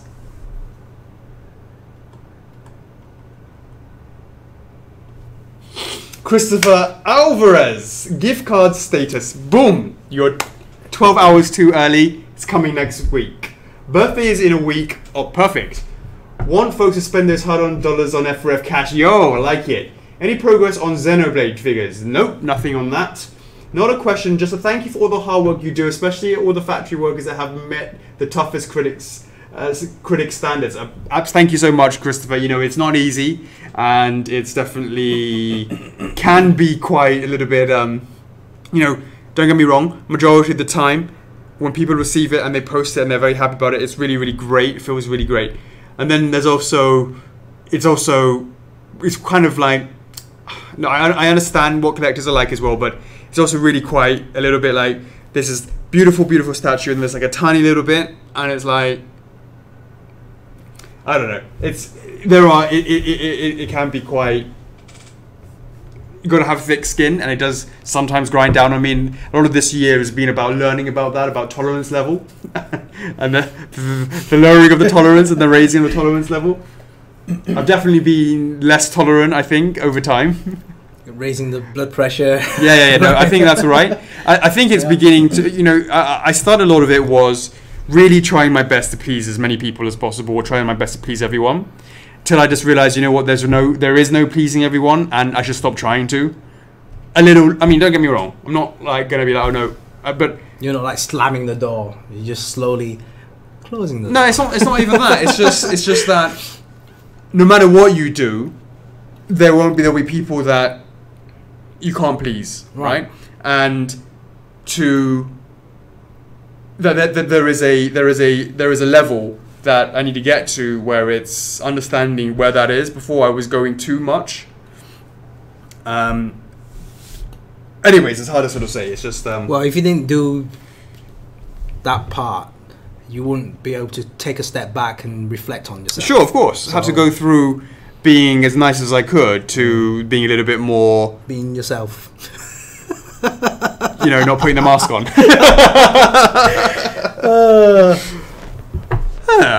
Hey, everyone goes through phases, right, in life. What's the best reaction you've gotten from a game creator or licensor? Yeah, you know, we've had definitely some positive stuff, and then there's also been some scathing ones as well. But best, yeah, I mean, we hope it's always the best. We always hope is that, yeah. We'll always hope they're always best reactions. Yeah.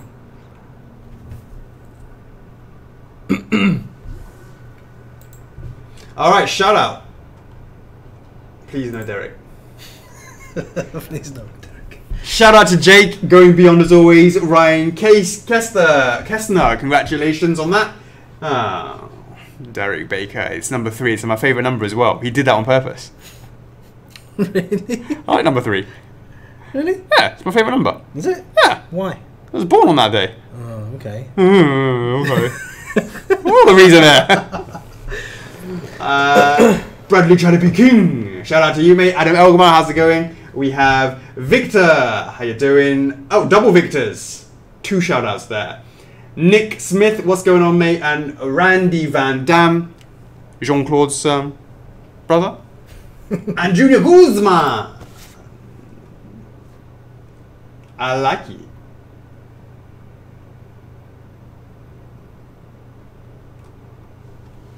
Brad Chandler thinks he was number 10, but he wasn't. Nope.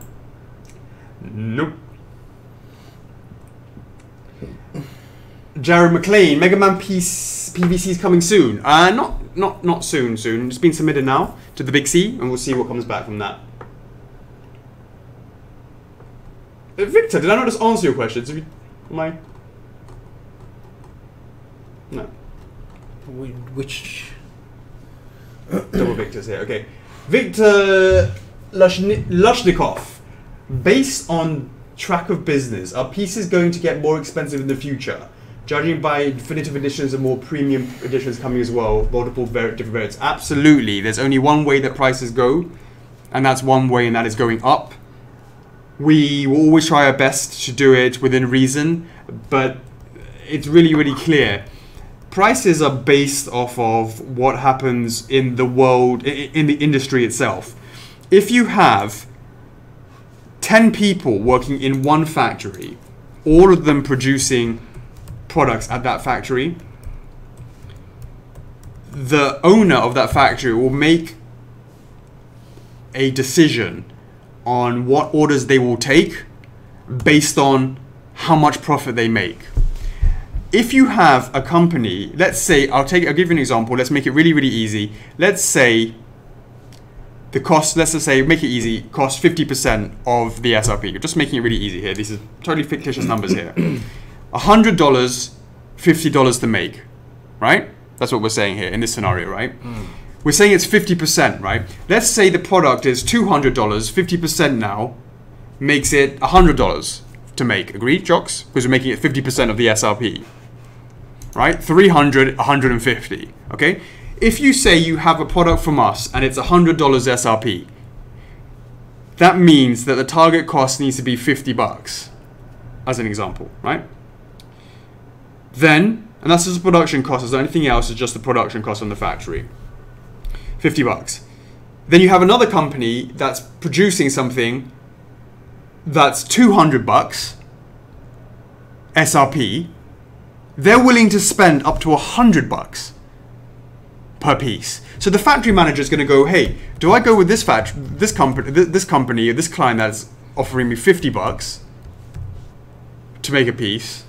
Of course, yes, the sizes and all that sort of stuff. I understand that. Or do I go with this company that's giving me 100? Now, of course, the factory owner won't just simply go, oh, it's 50 and it's 100, I'll go with 100. Of course, there are other things. How many pieces is this in the 50? How many pieces is it for the 100?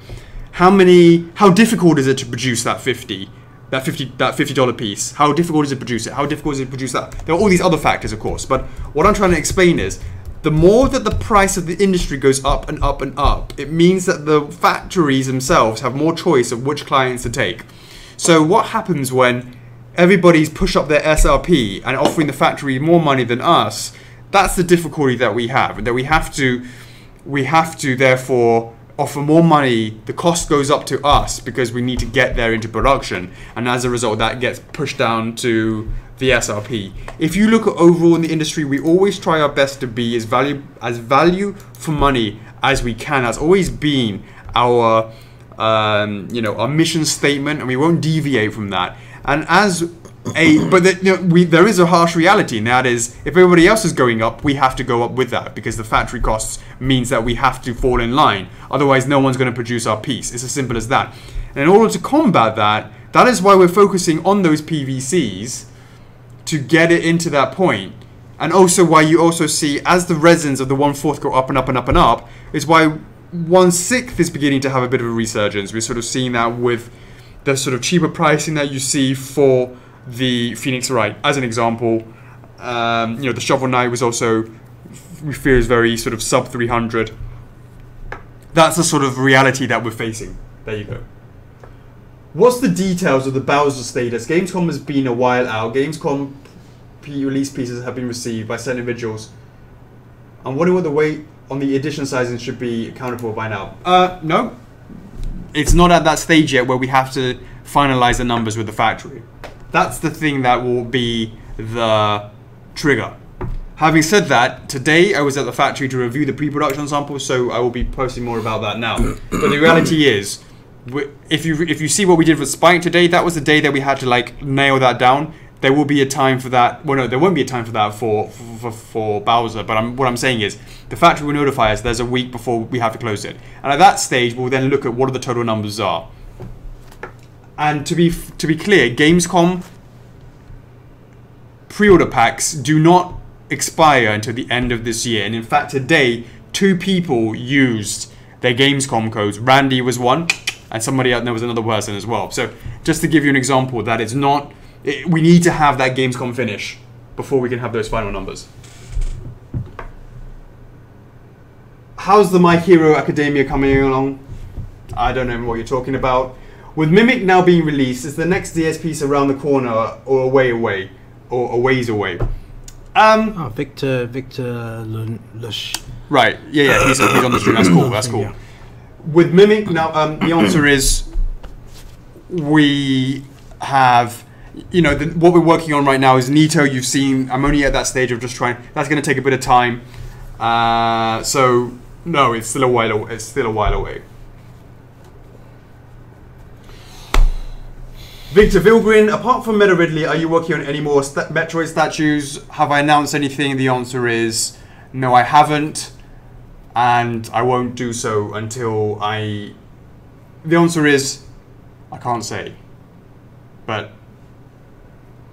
I can't say. Is there a reason that you have only done statues related to the Metroid Prime saga? Do you think there wouldn't be the same amount of support for other games of the franchise, and why? No, no reason. There's no reason. Just was what we did back in the day. Are they all being from that? I guess so. Maybe because they were the most popular. Maybe that's what. Would you agree that's what made Metroid kind of into the mainstream? What? As mainstream as Metroid is? What made Metroid? The Prime games. It kind of was like the new generation of the 64 era bit. Probably. 64-bit era, I should say. I mean, there's no reason. It's just. I mean, Various Suit is probably the most iconic, and there hasn't been anything since Metroid Prime. Yeah, sure, you can see it from Other M. But Other M was never as popular as Metroid Prime, I believe. So that's, I guess, kind of what it makes sense. Now, of course, if you were to go for suits that were outside of the Metroid series, but of course, there's still lots of people who are asking for different suits from that Prime series. Oh, 980 on the Monster Hunter poll. Hey, Terrence. Not bad. Hey, Terrence. I'm seeing you on Sunday, then I'm seeing you on Monday. Sunday, come in the morning, please. Harvey's got a taekwondo test. Deborah Higgins. Shiranui and Midna both estimated at Q2 releases, which would you suggest I pay off with my extra Christmas money? Shiranui. What color scheme is the Christmas tree at F4F? Unfortunately, there is no Christmas tree here, is there? I don't think we've ever had a Christmas tree in here. Do people celebrate Christmas? In Hong Kong? Well, the office guys. These guys? I don't know. At home, I don't know. I don't know, do they celebrate Christmas? Do they celebrate that as much as Chinese New Year? It's different, yeah. Chinese New Year is more important than the Christmas one? Sure. Yeah. Sure. Lesubuchi! I forgot to log in yesterday. You're going to have all of these daily 4 points, 4 points, 4 points, and then it's going to be a day in 30 days time that you're going to get nothing. Absolutely nothing. Before, I'm sure you keep getting it afterwards. How about 500 war points? Feeding frenzy.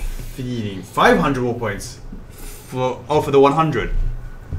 Jesus, sounds like a lot.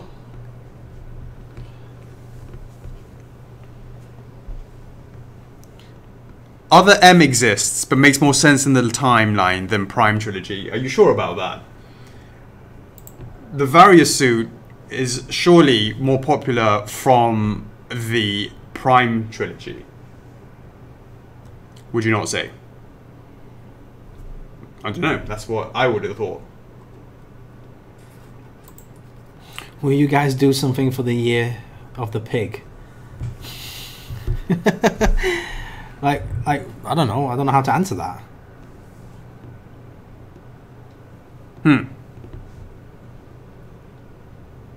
Any progress on phase pose? Asks Jeremy Larumbe. There has been some movement on it, and it's going in the right direction, but it's been a little bit paused.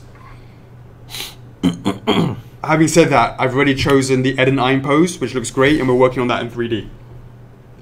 Robert Elliott, have you done a Q&A and Q where we ask you the answers? Where we ask you the answers and you give us the corresponding questions, Jeopardy style. Wow. Here's the first few answers. The first pre-order of 2019. Yeah, it's nice try. What is a nice try? The best Zelda game. Ooh, I know Chocks would immediately say The Link to the Past, wouldn't you? That's me. Twilight and soft spot for Twilight and Breath. Yeah. What is a mental health America? Tee-hee! 500 points. Friday Q&A 100? 500 points. I think that's probably a good idea. Eric Bracero, any updates on Genos' resubmission? Yeah, you know, they showed me the other day. Some tweaks we'll make on that, but it's looking... yeah, we made some tweaks. Faith DeVoe, PVC Midna link has over 1,000 votes. Does that mean there's hope? Nope. It doesn't mean anything to do with that. The Nintendo PVC range is something that is absolutely sort of really, it's like a set thing that's really hard to sort of move around, and we're still, the answer is we see the Big N once a year, and that's at Vegas, where we really discuss that sort of stuff. We also see them at BLE as well, but mainly we see them at Vegas, where we all sort of meet up. Although having said that, there may be a possibility, they don't know yet, that we might try and like invite ourselves at Emerald City Con to go and see the HQ. It'll be nice. Yeah. But we haven't done that. We haven't confirmed that at all. If not, we'll definitely see them in Vegas. And that's the sort of time to be raising about the plan moving forward. And then the PS. This is what people are talking about in the in the group, etc.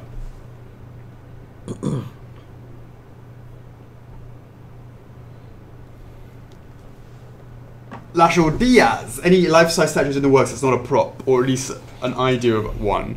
I mean, we had to talk about that the other day, yesterday, but there's no sort of movement on that for sure.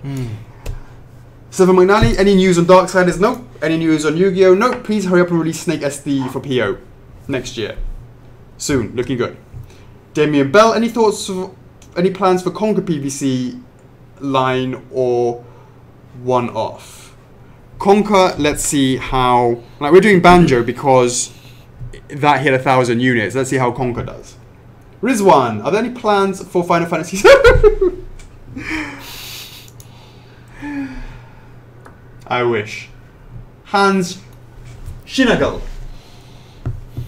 Shinagle, which came first, the egg or the chicken? The chicken did.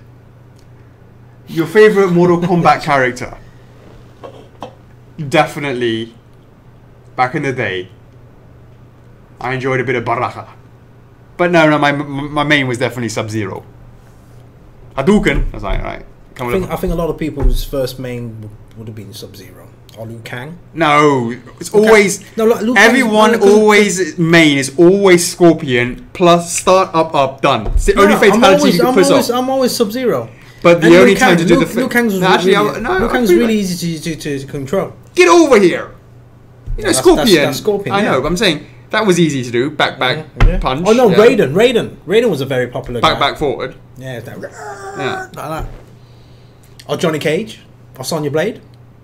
Johnny Cage punching the bollocks. Yeah, that was about it, really. It's a bit useless. Yeah, it's a bit rubbish. Yeah. Bit rubbish. Sonya Blade was like, the only like female for the first game, right? I believe.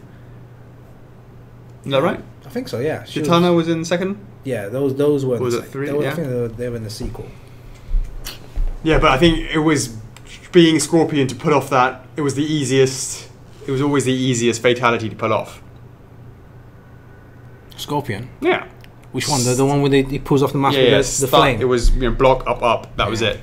So you could always guarantee... I really enjoyed the Sub-Zero one, though. Well, with the head. Yeah.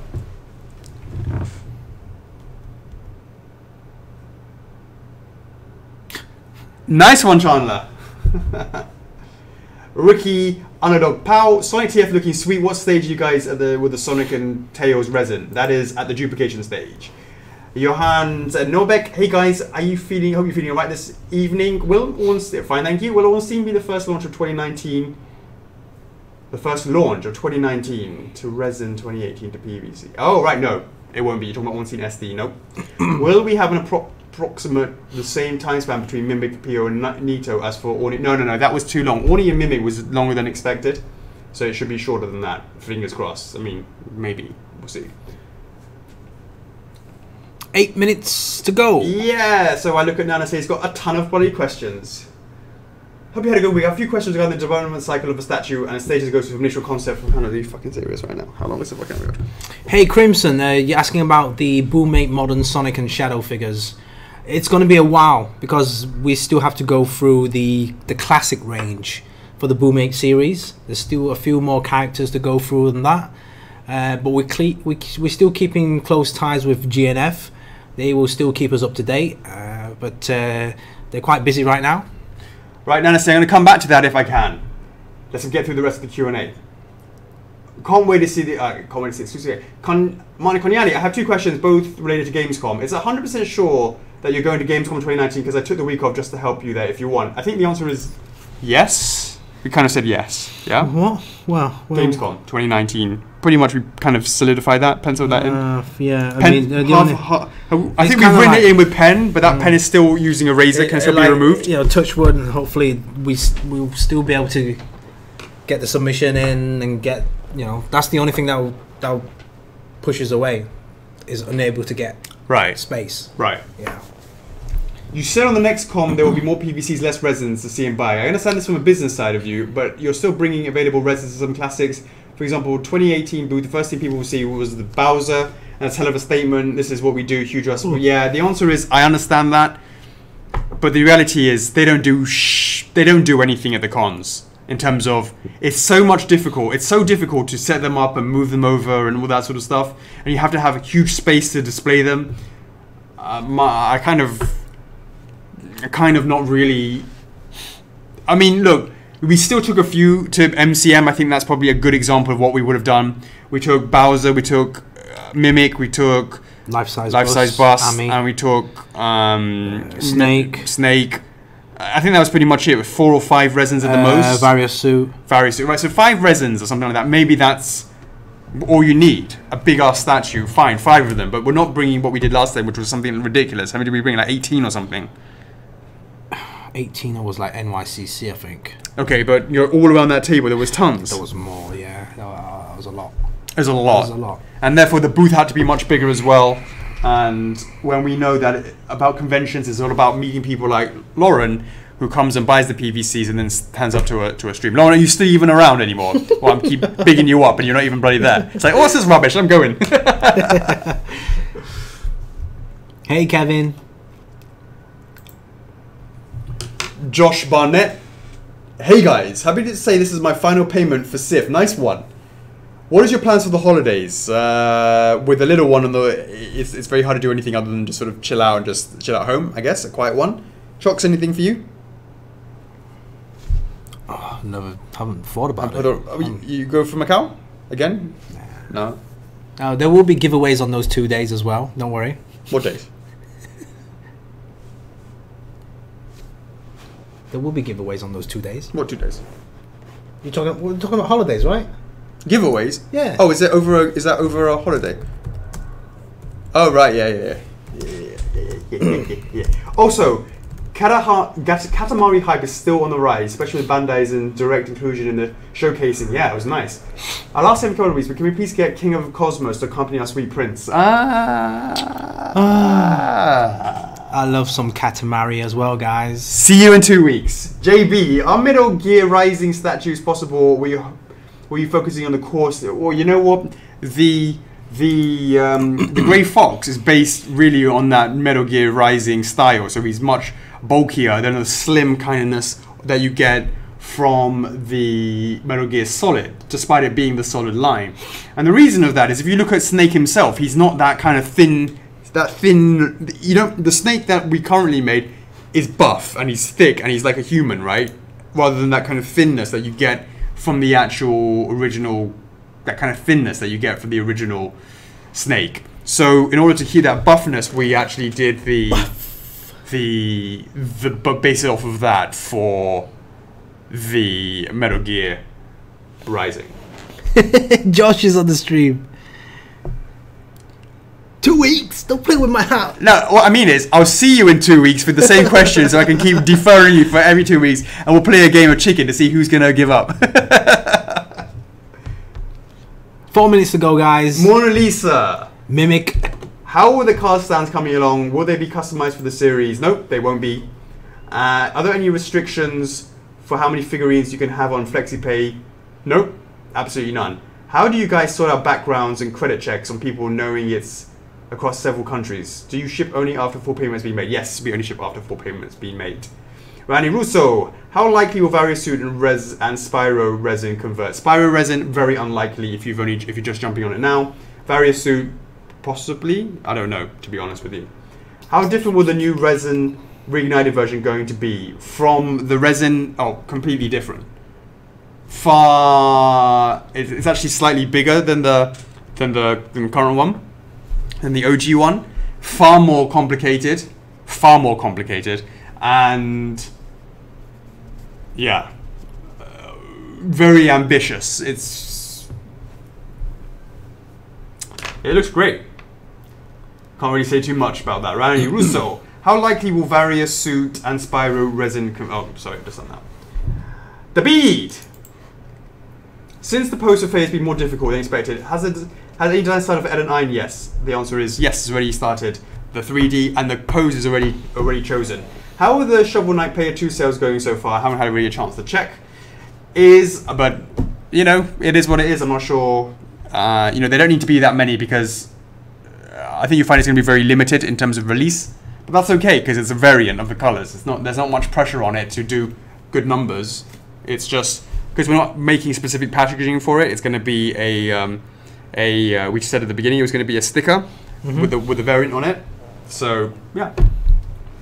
Is the Skull Knight statue based more on the Berserk manga or the modern anime or fusion of the two? Modern anime. That is our license with Crunchyroll. But you know there is what's the word? Sort of, if you're going to go between both of them, it's more about that. Of course, we do sort of. If you look at the references of the of the Guts face, it's more based on the manga kind of style. I mean, it's kind of like elements. The elements, I should say. Elements. Yeah. How to say? When we came up with the pose, we looked at all scenes, and we looked at when we did that pose, and we came up from the scene, right, or whatever it was. We looked at all the different references from that. Yeah. Because yeah.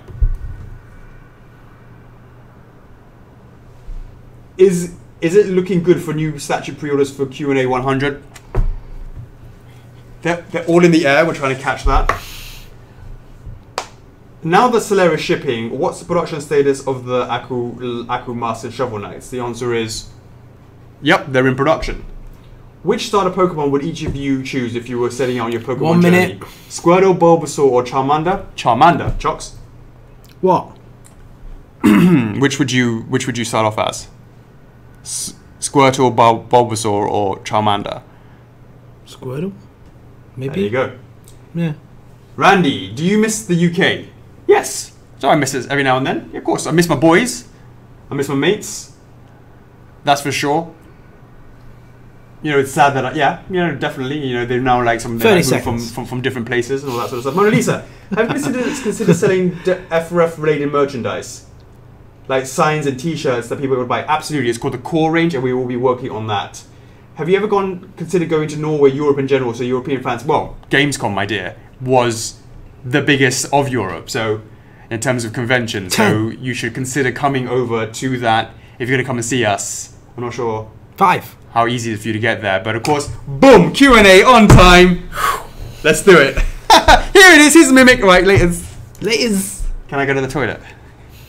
Can you go to the toilet, guys? All right, guys. Will you please let people know that it's time to come and check out the Mimic? All things Mimic is now going to be all discussed. Things Mimic. Only Mimic. Only Dark Souls.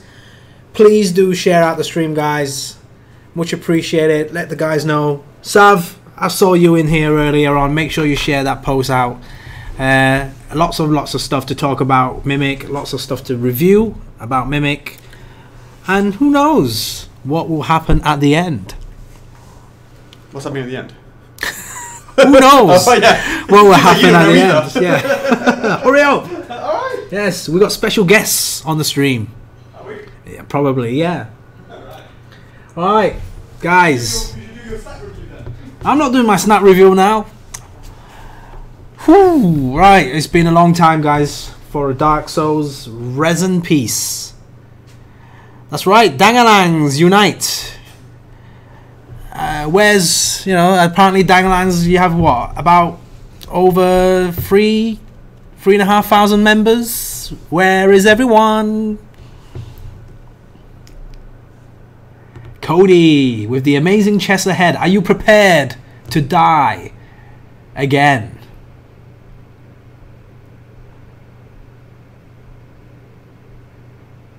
Come on, Monya. Invite your special friends in. Invite the Zelda friends in. Thank you, Zerong Fu.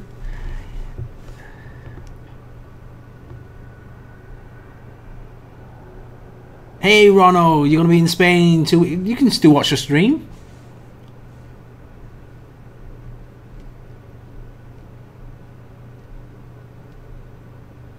Wow, there's only so much I can do, Monya. Thanks for joining the stream, Peggy. Ooh, QA 100, Jake. Can't say anything at all. Only 2 weeks left. Can't believe it. 100 episodes. Oh, thanks for joining, Melissa. You came here for Mimic, or you came here for the Shovel Knight giveaway? Make sure to punch in the hashtag in the comments, and make sure to check out the giveaway number 5 on the Facebook main post as well. So for another chance to win the game. 20 groups. Impressive, Sav. How many of those were approved? That's right, Marcus. Very suspicious, right?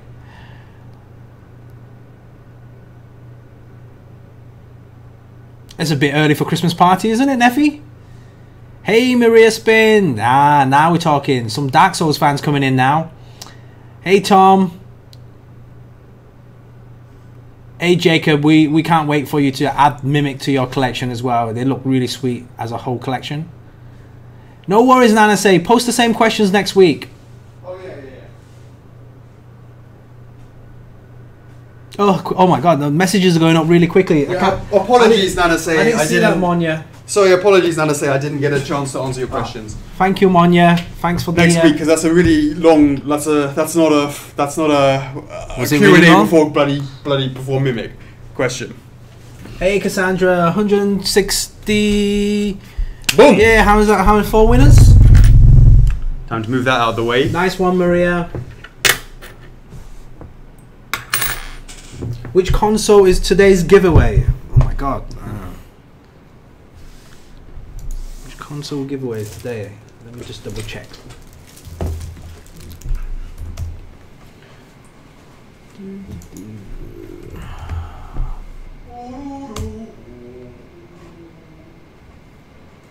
Right, today's Shovel Knight giveaway, because there's 2 ongoing right now.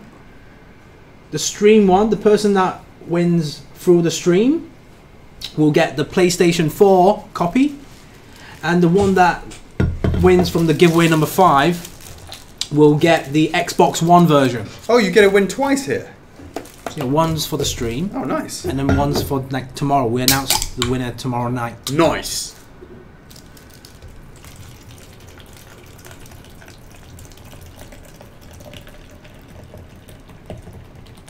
We can't take a few days off, Monya, because the world will go crazy.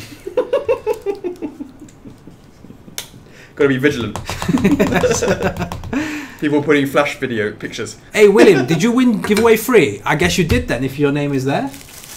Nice. If you did win, don't worry. We will hit you up after the giveaway has ended. And make sure you do play the game. And let us know what you think of it. What you think of it. How come like the people that won the Dark Souls Remastered giveaway? The Beast? Yeah. The Dark Souls giveaway, and how come the Spiral Reignited giveaway? How come you guys don't post in the club? Oh, yeah, everyone thinks you're scamming it, yeah? Yeah. Come on, guys. If you're a winner, make sure you post in the club. Oh, Jesus. Oh. Yes, Joe William, we will make lots and lots of Dark Souls statues as long as there's plenty of Dark Souls fans wanting more of it. Let the world go crazy, man, yeah. Hey, Tom. The Boost. Is this the front or the back? We have announced the price at Gamescom for Mimic. Is this the front or the back? We'll figure out soon enough. I believe that's the front. We will know. We'll know soon enough. We'll know soon enough. All right. Mimic has been shown in full before, but we haven't had a chance to talk about the details.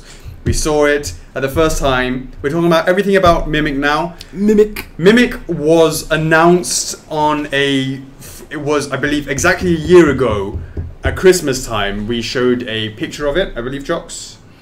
And we said that it was coming to F4F in 2018. In 2018. It's actually... You can play like card games. Fit in there. No, it doesn't. Then we did that in this Christmas sneak peek. Then it was actually first time announced or shown at E3. E3 On the E3 booth. E3 on the Bandai Namco booth. That's right. On the Bandai Namco booth. And Next it to was Artorias. And it was having to be faced because there was a lot of back and forth about it was going to fit in the in the cabinet. It could only fit one way. Only going to fit one way. Right, it couldn't fit the way that we... But no, it still looked cool. It still looked very, very cool. Yeah, definitely. And here we are. This is a... it's a square... It's a big base. That's right, guys. You can play chess. It's 8x8. Is it? It's exactly 8x8. No, it's 7. Is it 7? No, it's not. It's 7 plus 1. Indeed. So, let us talk a little bit about the size of the base. It literally is a chessboard. That is pretty. And checkers, depending on what you... You know how I'm amazing at checkers? Are you? Come on, let's talk Mimic. Indeed. Mimic stuff now.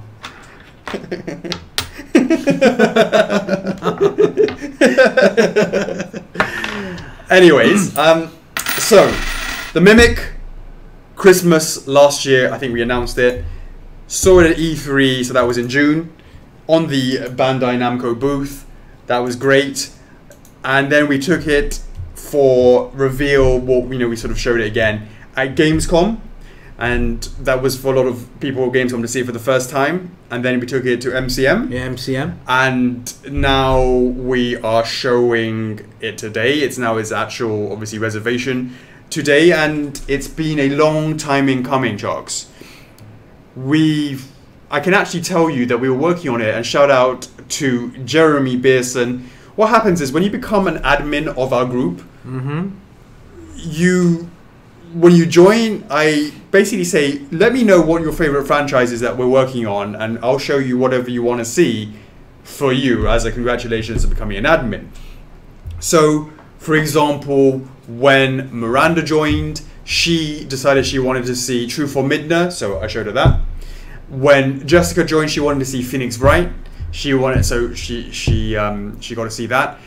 Then the Rostello brothers, I think they went for Alucard, didn't they? Don't knock on it. It makes a lot of noise. Oh, sorry. Yeah. Alucard. I think that's what they went for. Hey, Adrian. Hey, Papa Davis, how you doing? So they went for Alucard. Now, of course, these are all pieces, Chocks, that have now been teased or shown, I should say, revealed to the admins, and have now been sort of public information.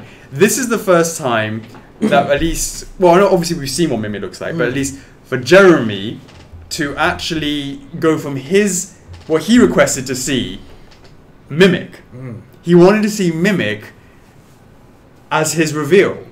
And finally, here we are. Here it is. I think that's the last one then, right? there hasn't been an Addy since the Rosero brothers, I think.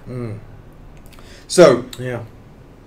that was around about May 2016. So you get an idea of how long this has taken. Well, physically this was ready already in May time, to be honest with you. Why did it take so long for us to get this? Oh, I remember. Yeah. Yeah. Think about it. Yeah. And in the end, it didn't even matter. But also, we knew that we wanted to make sure that the next one was a little bit more developed down the line before, this could have gone any time as well. And some people were also saying, hey, you've only released Artorias at the time. I think Sif had gone out and there was Sifgate, which obviously we've done our best to rectify that as we could. And then of course we hadn't shipped out Solaire. So yes, we shipped out Artorias SD. So it made sense just to sort of semi-wait until a little bit more, at least the initial Solaires have gone out. And so shout out to those who have received it and posted positive comments in the club, so appreciate that. For why we sort of said, you know what, it's time now to do the Mimic. That's sort of the reason behind why we're talking about it now and why we said... And we've always said, hey, Mimic is the next one down the line. Right. Mona says, I think people are getting impatient waiting for the figure. I appreciate that, but we're going to be talking about the base first. Now, the base itself, as Chocks was saying, is 8 by 8, and I believe it was 60 inches off the top of my head. We'll come back to that later on, but something like that. Okay. But a lot of people have been talking about how this... Some people, when they saw it at the reveal time in Gamescom, were a little bit surprised at the base. Now, let me just explain a little something to you, Dark Soulers, that you may not know. Fun facts. Fun facts. First of all, the Mimics are they're not everywhere. If they were, the impact of seeing one, or being, shall I say, surprised by one, would be actually very, very meaningless. So, the beauty of the game, when you first sort of encounter your first Mimic, is when you have your guard down. What I mean by that is, before you even started playing it, everyone's been telling you, oh my god, Demon Souls is so hard. And then you start playing, and then you know that Dark Souls is a spiritual successor. You start playing Dark Souls for the first time, and then it's really difficult, etc., etc. You know it's tough before you ever encounter your first Mimic. So you're used to seeing enemies that you know are going to be tough. You're used to seeing that. And when you see one walking around, you're going to be on your guard. You're going to start rolling past them. You're going to do what you got to do. That is totally normal because you know what to expect, that it's difficult. What you don't realize is, and that's some of the brilliance of the game, is it has this beautiful lore to it. It has this great atmosphere to it. That Dark Souls is not just about killing things. It's not just about epic boss fights. It's also about exploration. There is reasoning behind we have the base as it is. And the reasoning is, when you find your Mimics, when you find the Mimics, especially when you're over at, Anor Londo, right? When you're there, you see it at the end of a hallway, in a big open space, I should say, where it's really open, and you can't see any enemies. And you can't see enemies, you see a chest. And you don't even know what a Mimic is at this stage. And you walk around, you go, oh, I look to the left, I look to the right, I roll to the right, and I roll to the left, and I don't see anything.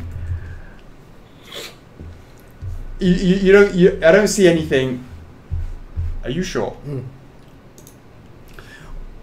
The scenarios where you see the Mimic itself, they're always depending on, because there are different locations. So what are they? There is Anno, there's the Fortress, Sense Fortress, yeah. There's some other places as well. Usually you're going to find them in open spaces where they're very much... come and get me, that kind of thing. Well, come and open me. Because you're trying to get the feeling, again, you've got to think back to the first time that you see one, where you don't see any characters around it, and you let your guard down, and you're exploring, and you're really excited.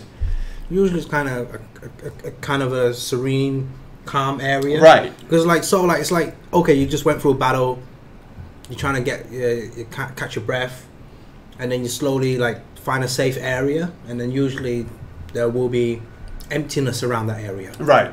And then again, because you're not seeing enemy over here and enemy over there, you're like, oh, cool, chest, run over to it and just open it, right? Yeah.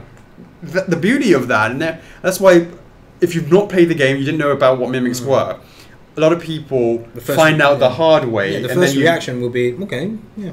It's just a chest, boom, you open it up, right? Yeah. So it was important, and From Software were very specific as well about this as well, talking about having that openness of it. Really is about that character. If you have lots of things around it, it's taking away from that exploration. The exploration of that game, of Dark Souls, is so important to it. It's not just epic boss fight versus difficult enemies, and it's exploration, it's the world, it's the universe. And we really try to give that feeling to this. So yeah, you could look at it and go, you know what, it's too plain. Spitting everywhere. It's too plain. You could say that, but then you're not understanding it. It's not supposed to be cluttered and having things back, because that's not what it's about. It's supposed to be in these lovely open spaces for you to run up to it and have your guard down. The whole point is about getting your guard down, which is why you have that open space. And Chocks, definitely that was the consideration when we were making this piece. So hopefully, when you now understand the reasoning why we made it this way, of course, Chocks, Sense Fortress, it's nice and open. That's the reason why you have this. Now let's actually talk. Now you understand the reason why it's just open. It's like a chessboard. Chocks, why don't you talk a bit about those details as well? Because it's not, it's not. We didn't just go, oh yeah, it's just flat. Yeah, I mean, like you really got to be standing still in the game level to really appreciate the detail, the open space, the loneliness, the atmosphere that you get in the game. And then on that level, that obviously there's other items on the level, but just by looking at the floor, that it's a very, very old building. There's lots of detail, like lots of dirt and grime, lots of different blacks and reds and greens. It's like, it's literally we spent a lot of time back and forth with the licensor. They were very, very specific with, oh, that area needs to be dirty, that area needs to be like that. So it does come out exactly like from the game. And to give off that feeling that, hey, this is very dark, kind of a somber feeling, that kind of like loneliness. Right. Just like as you first, approach a mimic chest or being attacked by a mimic, you know that when you pretty much 10 out of 10 times when you're fighting a mimic, it's just one-on-one. Hey Melissa, the reservation is a week long, so you don't need to worry about that. Sorry, carry on, Chocks. Okay. And yeah, I mean, we've done all the painting here, and then there are cracks. It's really hard to pick up on the camera, but there are very large cracks, for example, in this certain area here in front, some cracks in this corner, there's more cracks around this area, and then some minor cracks around this area. And so it's not all completely flat. Yeah, and there's like some cracks down the middle as well. And there's different height levels as well. Some tiles are laid horizontally, some of them are laid down diagonally. So there are different kind of like on the corners or along the lines. Some are like that, higher than the other. Yeah. Absolutely. Yeah. So, we've got the cracking throughout it all. And, again, we're talking about the reason why you have it so big is you've got to give that feeling of the open space. You can't have an open space if it's really, really narrow, is the reasoning behind what we're doing. And also, why don't we actually bring the actual piece in itself, Chocks, as well? Because then you can actually see his stance, of course, is massive. So because of that, we have to, what's the word? Take that into account. Now, Chocks, do you know if it's front or back? Let me see. Is it the right way around? That one.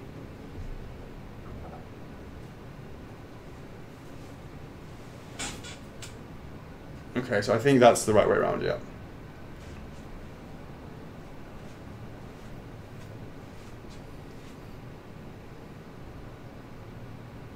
You can't tell. I can. That's the front. This is the front? Yeah. Are you sure? Scratching my table up again. Oh, kite. Ta-da! Boom! Have we got enough space on the... okay, you're right. Yeah. Yep. All right. Pull that back. Yeah. No, it's just... yeah, you put it back. Just a little bit. About, pull it back about. Or we about can an inch. push the camera back, the thing back a little bit.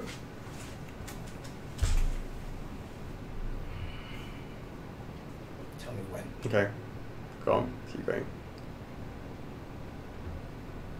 Chapador. Yeah.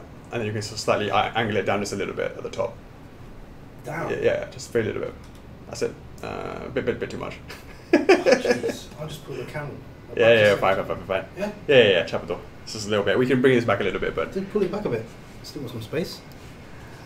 So you can sort of see the size of this thing, right? It is absolutely... He's massive. If you actually look at the game itself, the guy is absolutely massive.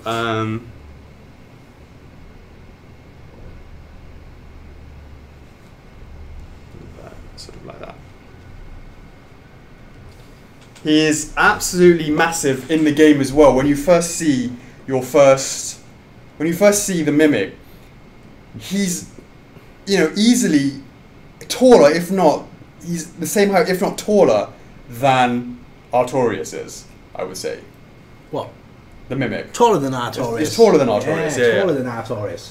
Oh yeah, of course he is. Look at this. Yeah, I'm just sort of thinking, he's taller than Artorias. So you don't really think that initially, maybe because you guys are running away. But yeah, it's definitely got this presence to it, and as I said, look, you can see my hand next to it over here. You get a better idea of the size of this thing. It's got some presence. There's no doubt about it. So in terms of the pose, let's talk a little bit about the pose and what was inspired by it, Chocks. Yeah, the official art. Right? Yeah.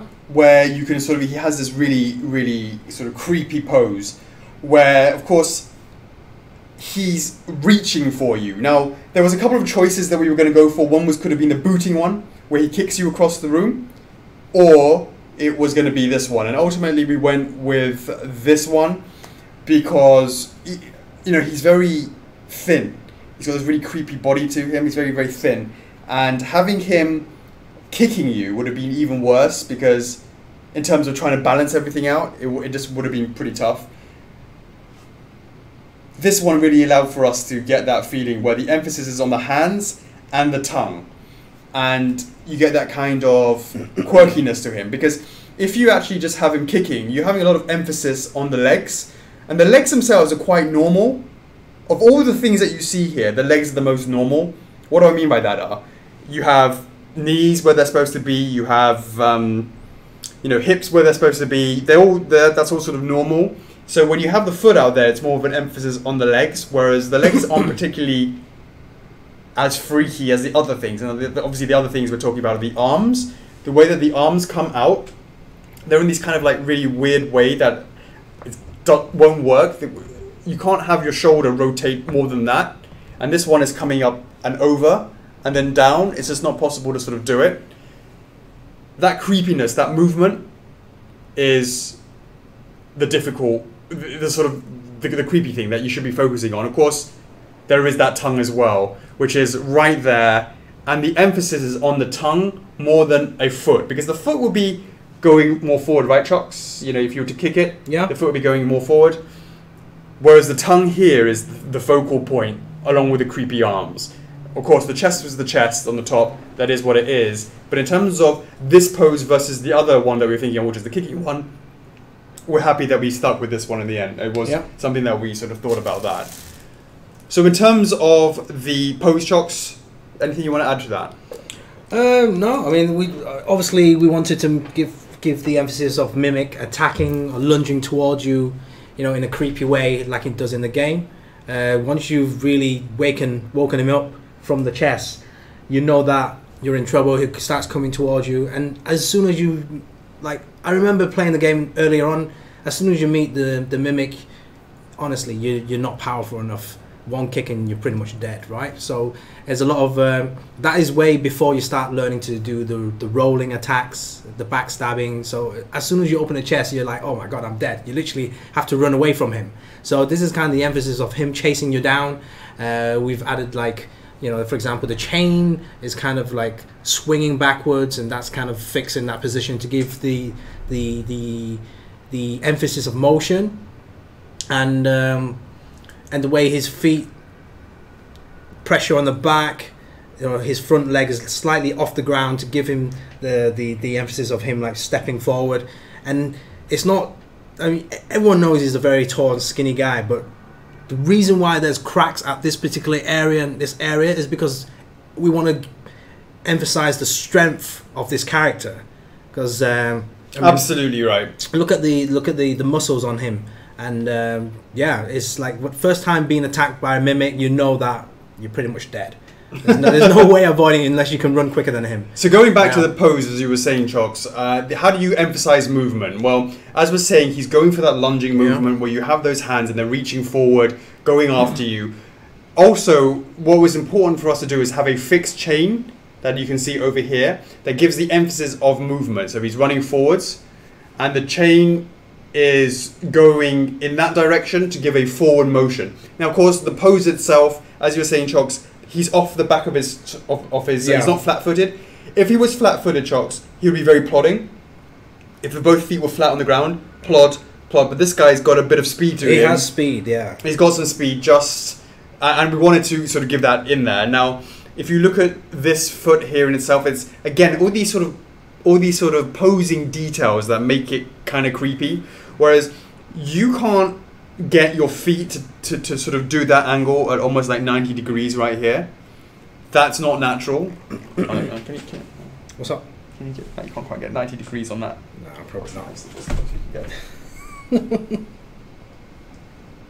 I mean, it's kind of be a little bit more extravagant. Sorry, a bit more movement with the pose. And another example, for example, this knee is facing inwards, whereas this foot is facing outwards, giving a kind of sort of creepy kind of bendiness to it that isn't quite normal. And you're kind of like, oh, you know, what's that from? It doesn't kind of looks a bit weird, and that's the whole point. For example, this knee is moving inwards and that foot is moving outwards. It's kind of like twisted, rotating, giving a kind of herky-jerky movement to it.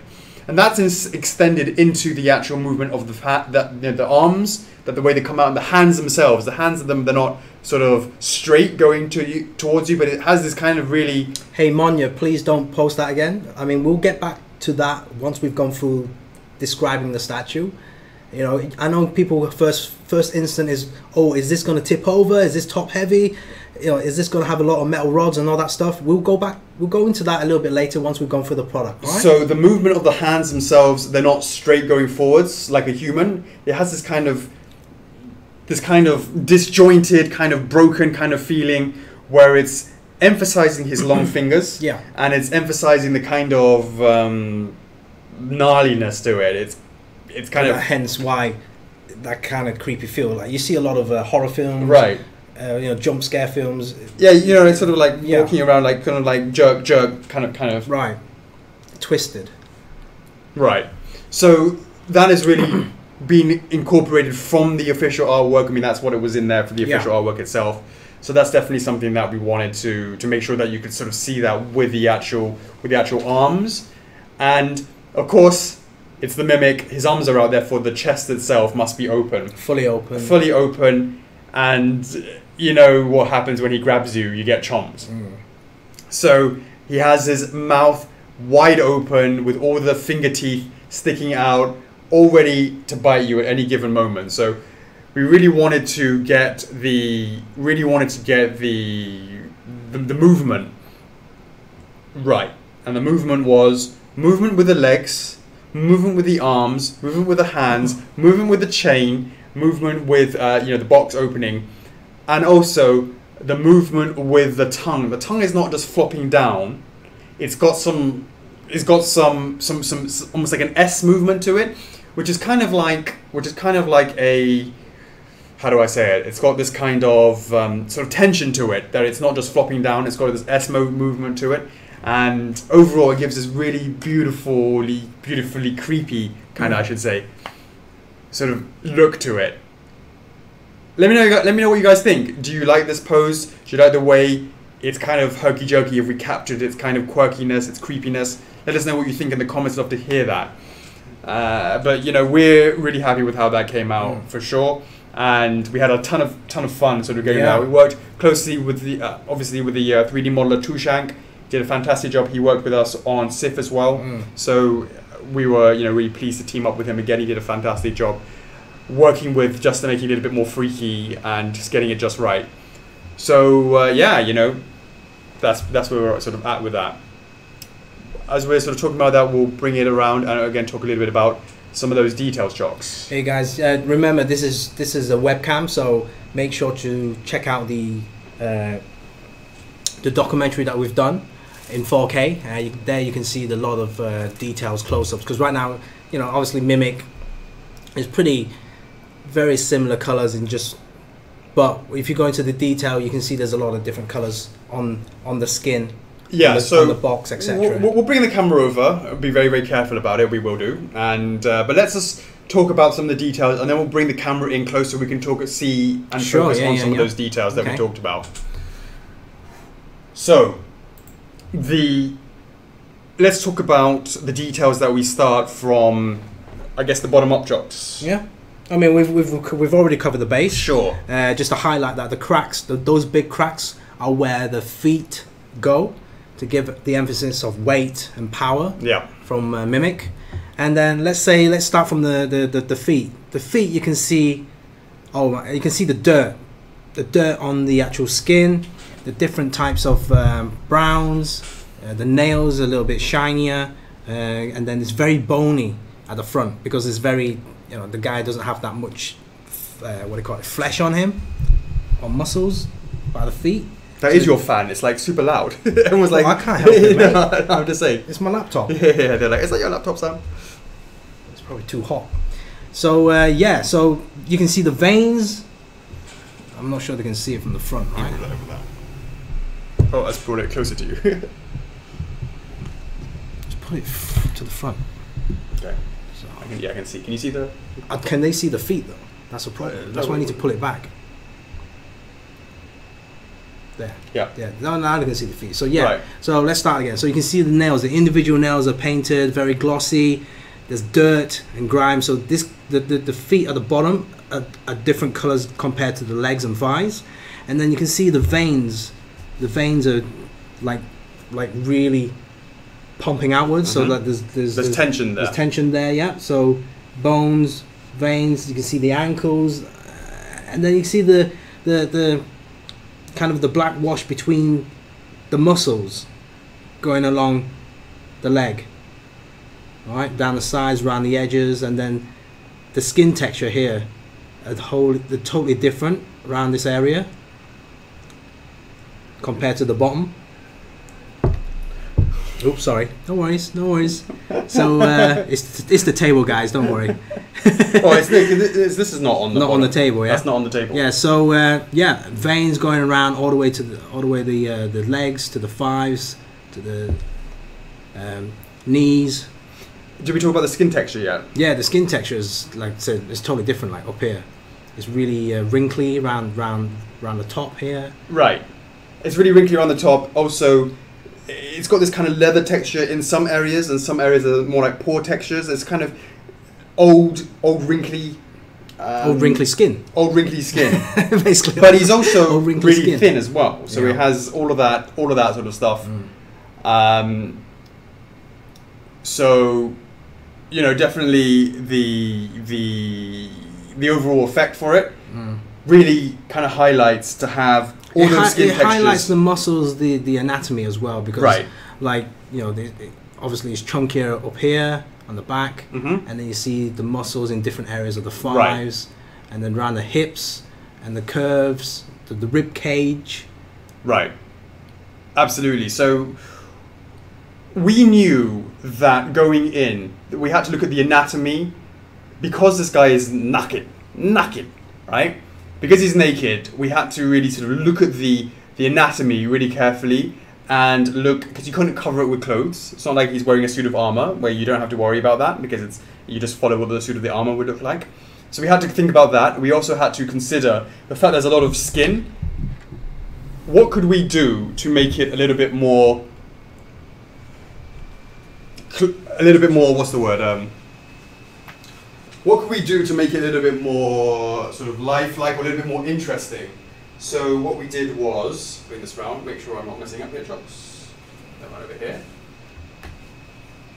Is if we bring it closer to things like the actual, is that coming up? Let's see if we get in there here. There are these little, if you can see it, there's it's kind of on white, it's kind of hard to see, Chocks. If you sort of go in front of it. What's up? Because you'll be able to see the sort of, I'm trying to sort of show that there is little bits of hair. Oh yeah, there's hair all over the body, guys. But because it's kind of like white. Put my chair behind it because you can better see with the black on the black. Yeah. You can see right away. Can you? Yeah, I can see the hairs right away. Can you see it? Yeah, you can see like the hairs on the thighs. Let's okay. Point towards the thighs. Above it. There. Yeah. You see the hairs there already. Yeah. All over there are little bits of fibery hairs all over it. Can you see it? It's always based on your face.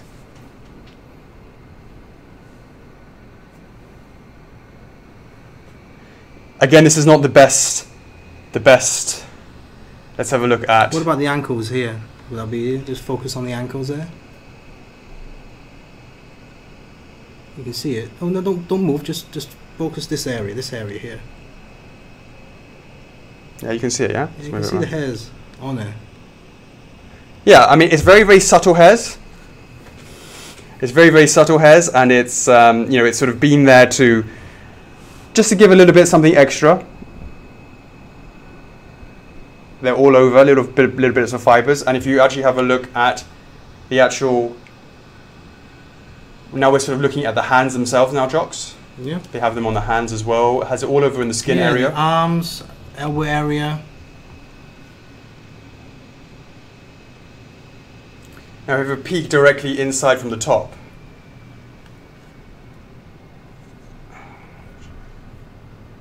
You can now have a better seeing of how those arms are looking, how they come out with the mouth, and you can now start having a look at some of the. Well, let's have a look a little bit more about the textures on the actual tongue itself. It's such an important piece, such an important part, that we have all the different pores going throughout it. And if you look, there's a darkening of From Software we were very specific about having a darkening area down the middle, yeah, and different colors. So you have dark in the middle with sort of purpley, dark purple going down the veins. Yeah. There's some moldy bits as well, some greens in there. It's kind of hard to pick it up, but you can, and it's got this beautiful wetness to it. I mean, if you look at the wetness of the tongue versus the skin, it's night and day. It's glistening here. Chock says we need to add a little bit more. He likes a little bit more wetness. Yeah, a bit more saliva. And it gets lighter towards the tip of the tongue. Now, if you can see at the bottom, we have a little bit of extra saliva that was added by Chocks, his own saliva. Oh no, it wasn't. No, it wasn't. It's basically a type of PU resin that is really viscous, and it kind of sort of drips down, and so each one will be slightly different because it's like it's a natural wetness, and it sort of accumulates at the bottom, and then it sort of hardens like that. It looks really wet, but it's completely dry. It's a lovely effect, the way that's sort of going down. Now, if you start looking at some other details, let's have a look at the sculpt on the hands. You can better see the way that it's been sculpted. Really gnarly. You can sort of get to see that from different angles. Even the way that there's veins, the tendons on the back of the arms on the back of the hands have been sort of raised. You get that on the other side as well. sort of being raised like that. Let's talk about those teeth. Look at all of those teeth.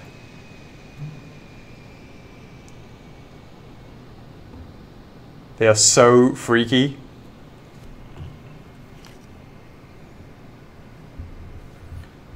Now, if you consider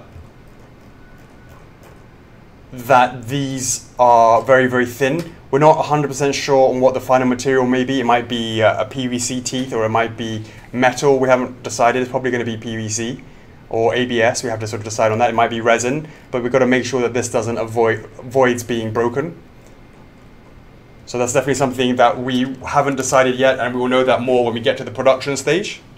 And then going on, he also has these bangles, this band around his wrist, which has a sort of semi-metallic look to it, which is very different and which is very nice and smooth compared to the sort of furriness, the sort of hairy furriness of the hand. And then it goes into a smooth wrist over here, followed by more hairiness on the hands. Just sort of follow the logic through. And also, as I was saying, if you look over here, you can have a better idea of how those knees and the feet are kind of, this knee is facing this direction, and this foot is facing that direction, sort of going in two different ways. Same thing for the front foot as well. And then if you start looking at the texture details that we see actually on the base itself. The chest. Sorry, the chest itself has this beautiful wooden texture to it.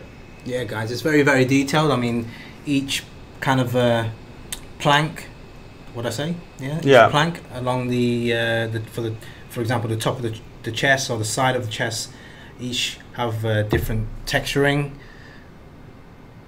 different grooves, and also we included what do you call it? The hinges. The hinges on the back, especially the kind of the brackets on either side of the chest, and we also have the clamp at the top. Yeah, the clasp. The clasp. Yeah.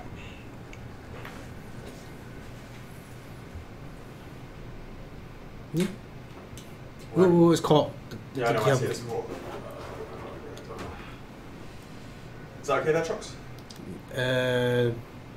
Bit more. This way. Yeah. Yeah. But you need to move it up. Oh, it's probably good. Not probably. Like that? A little bit higher? Like that? Yeah, that's enough. Okay, cool. Make sure it's still working, because it's screen is stopped. You guys still there? Yeah, everyone's still there. Everyone's having fun. a lot of different kind of jokes. Right. So definitely the Mimic itself was a lot of fun making it, and trying to go to that next step where you have to consider that a lot of it is similar. It's all skin, and we had to go a little bit beyond. And it's the first time that we went with this sort of styling of the fur. Now the fur is something that I've done before, and I thought it would be a great addition to this piece. And when From Software saw, they're like, oh wow, okay, yeah, that's cool, and they sort of really like that. And the way it works is you spray on a little bit of you can have sort of liquid glue. You spray it on, right? It's transparent, of course. You spray it on, and then you sort of brush these, or kind of like drizzle or brush these fibers on there, and then you spray it over with a sealant. Now, if you go over there and you actually deliberately pull it off, you're never going to be able to stop that. We hope you don't do that, guys. Right, but it will be able to survive just at least sort of shipping. But what we look to do is we'll probably look to actually include a little bag of extras. What do you think, Chocks? I mean, I don't see a problem with it. We can give an extra bag of fur. You guys feel like he needs more hair, then go to town with it. Right. If you guys feel that he's sufficient enough, or you feel like over the years there might be some wear and tear, you want to add some more fur back on just to freshen him up again, then yeah, I don't see. We'll have more information on that at the production stage. Yeah.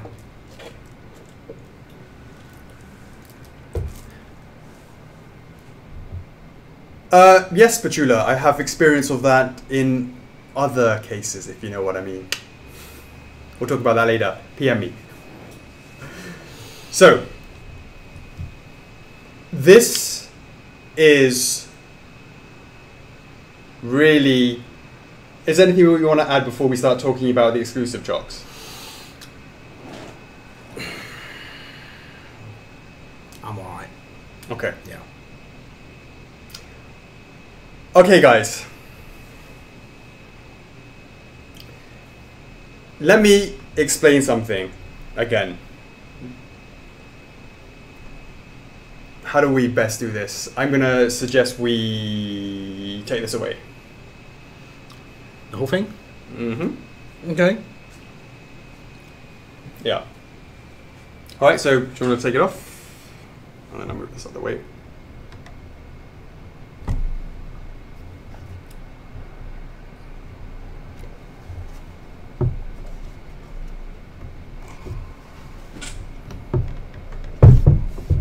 Got it. You got it? That's it. Okay.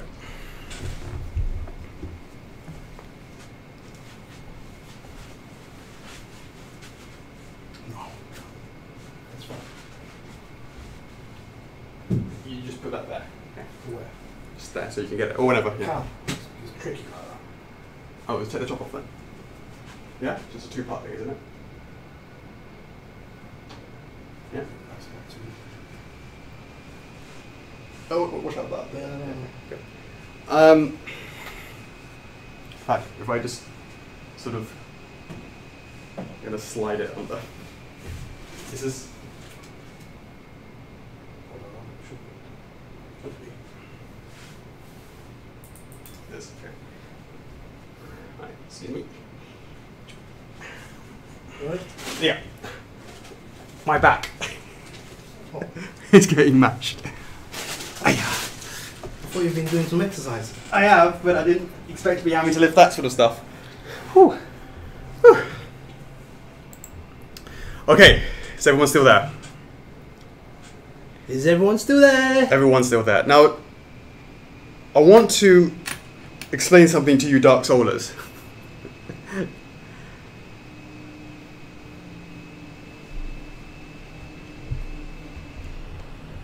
Artorias, Sif, Ornstein, they are absolutely epic boss fights. Did you beat them first time? No chance. Did you feel absolutely amazed and happy that you beat them? Did you feel a sense of achievement that you beat them? Sure. Is that what Dark Souls is for you? The overcoming in impossible odds. Is that what Dark Souls is for you? Or is Dark Souls more than that? Is Dark Souls more than just epic boss fight after epic boss fight? Now we have Sunbro, and he's lore. He's part of the lore of the Dark Souls universe, and he has his place. He's not someone that you fight. He's not a boss fight, etc., etc. So that's an example of a character that has a following that's not a boss fight. Now it's really, really easy to make Artorias and consider the concept because you're limited to what you can do. And what you're limited is there's Artorias, and then the base must be the location. It would make no sense for it to be somewhere else.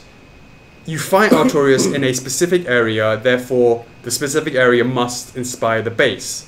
You fight Ornstein in a specific area, therefore the base itself must be inspired by that fight. You fight Sif in a certain area, you get the point. And you meet Solaire in an area, and therefore the base is like that. Now Mimic is different. It's a reoccurring enemy, and it came about because we ran a poll back in the day. What was the Mimic came number one, which was the non-boss sort of NPC enemy kind of stuff, right? Of which Mimic was at the top. Now I'm quite sure exactly, but Mimic was at the top of that poll. But Dark Souls is more than just boss fights after boss fights. It's not just that. Dark Souls is about exploration. It's about walking through that world and being, just sitting back and just, you know, before falling off the cliff, but just sitting back and just having a look at what's out there. Dark Souls is more than just boss fights. How can we give that feeling when we make our Nintendo pieces, our Sega pieces that are capturing on nostalgia? When you buy Banjo-Kazooie, you're capturing the feeling you felt when you played Banjo-Kazooie 20 years ago. When you buy XYZ, you buy it for certain reasons. Why did you buy Spyro? It's to recapture your childhood. Why did you buy the Spyro Reignited PVC? Because it, you know, you love the game. Whatever it may be, you are buying these products for more than just the characters, to capture how you felt, and you will get a feeling when you look at things. When you look at your Artorias, you feel like, oh yeah, I remember I overcome that boss. I succeeded. I remember how I felt that moment I beat him, and that is what I feel when I look at Artorias. That's fantastic. Hey, Sumbro, meme generator. When I see him praising and all that, that's how I feel when I see Sumbro, whatever it may be. When you look at Dark Souls, it's not just boss fights. There are other things in there that are inherently Dark Souls. And one of the things is, without a doubt, something that's absolutely perfect for the Mimic, we believe, and it's this.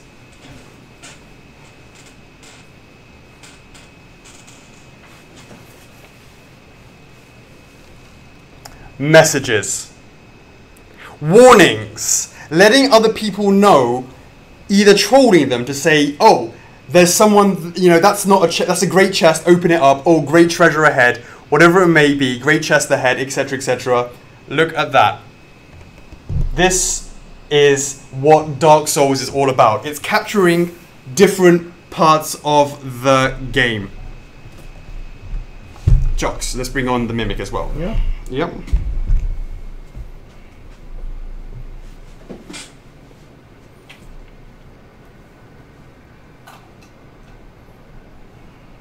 Dark Souls is messages. You see it. How do we capture it? It's the only way to capture it. It really makes sense to capture it with the... I turn it this way. I can see better.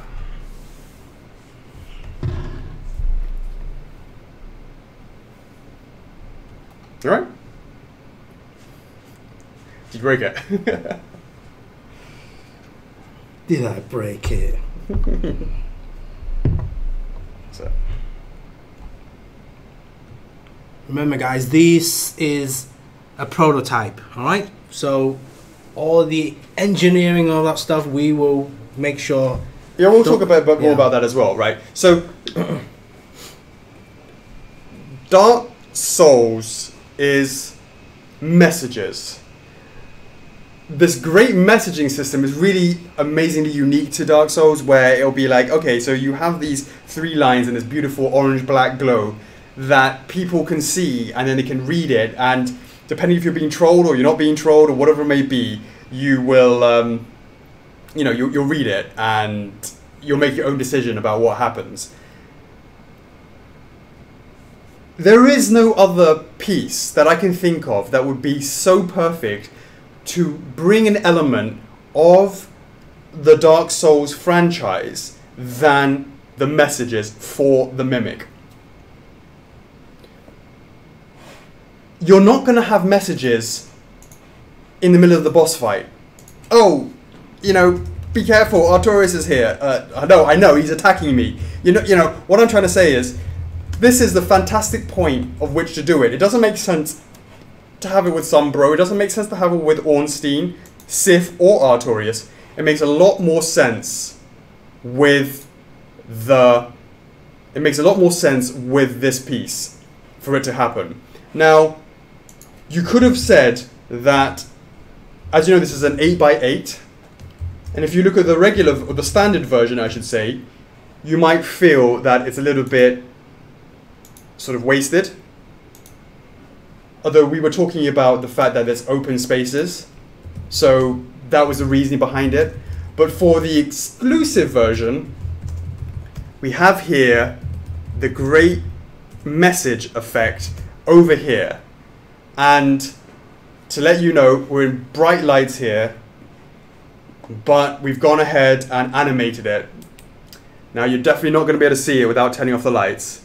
And maybe, Chuck, should we just do that? Mm-hmm. Let's quickly have a put that. All right. Yeah.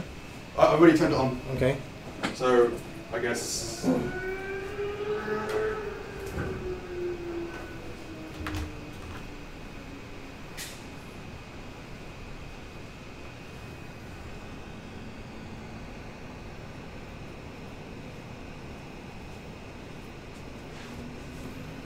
So check that out, guys. Do you just want to try turning it off and then turning it back on, Chocks?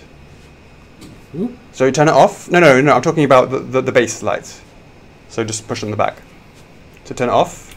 Oh, that's turning it on. That's turning it off. Yeah, off. Basically, it all comes on light and then it all goes off, right? It's fading. Like it's fading away. Fades out, yeah. So it's still... Is it still on? No, it's off. Okay, so turn it on then? No, it's still... Right, guys, so I'm going to press the button now. I'm turning it on. So you can see the difference between... Yeah, that's how it comes on. And then you can start seeing it's going to start moving around. So it's animated lights. You can see them moving in different patterns.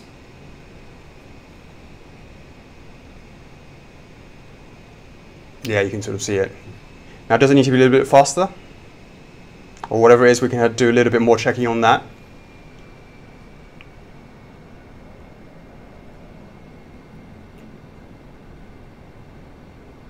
But yeah, so that is the exclusive additional bit with the light, and it comes with, of course, a... All right, Chocks.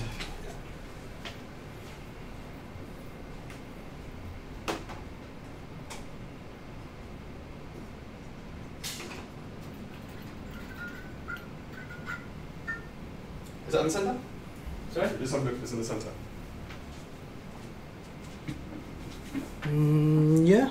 Yeah? Yeah, it's fine. Okay.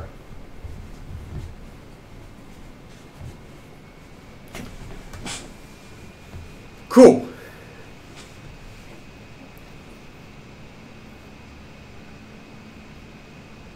Adam, that's cool.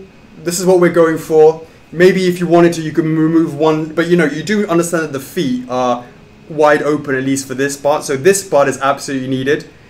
You could technically maybe remove one line here. Right now, if you look at it, there's two. If you look at the standard, there's two over here. You could maybe technically remove one of these, but at the end of the day, we're trying to give that open space feeling. And I would say, in terms of the size, it's actually about the same width as the Artorias one as well. Mm-hmm. But of course, Artorias one is not as deep. Right. Because it's more of a sort of horizontal style. But in terms of you know, sort of next to each other, it's cool. Blood stains. Maybe adding some blood on the thing. It's possible. We haven't really looked at that, Zach. It's something we could look into. So yeah, you know, oh, I've got to say, there's some blood staining and sprays on the arm, going up the body, which we didn't sort of talk about, but you know, that's there. And yeah, so what we're going to do now is we're going to run a video, just so you, because obviously you've been looking at this at a really bad quality webcam, which is not the best way to do it, but you know, until we upgrade our studio, this is what it's going to look like. Is it, Chocks, is there anything to add before we run that video, that thing made, the hype trailer? The exclusive, we've shown the exclusive, we've shown the Yeah. messages. Yeah. Yeah. Okay. That's fine. I mean, the trailer, you can see much more close-ups of the body in higher detail, higher def. So yeah, I guess run the trailer. All right, guys, we'll see you on the other side. It's about 4 minutes long, and we'll see you very, very soon. Church, you want to reach for that? All right, Yeah. guys, and we'll come back with the pricing right afterwards. Oh.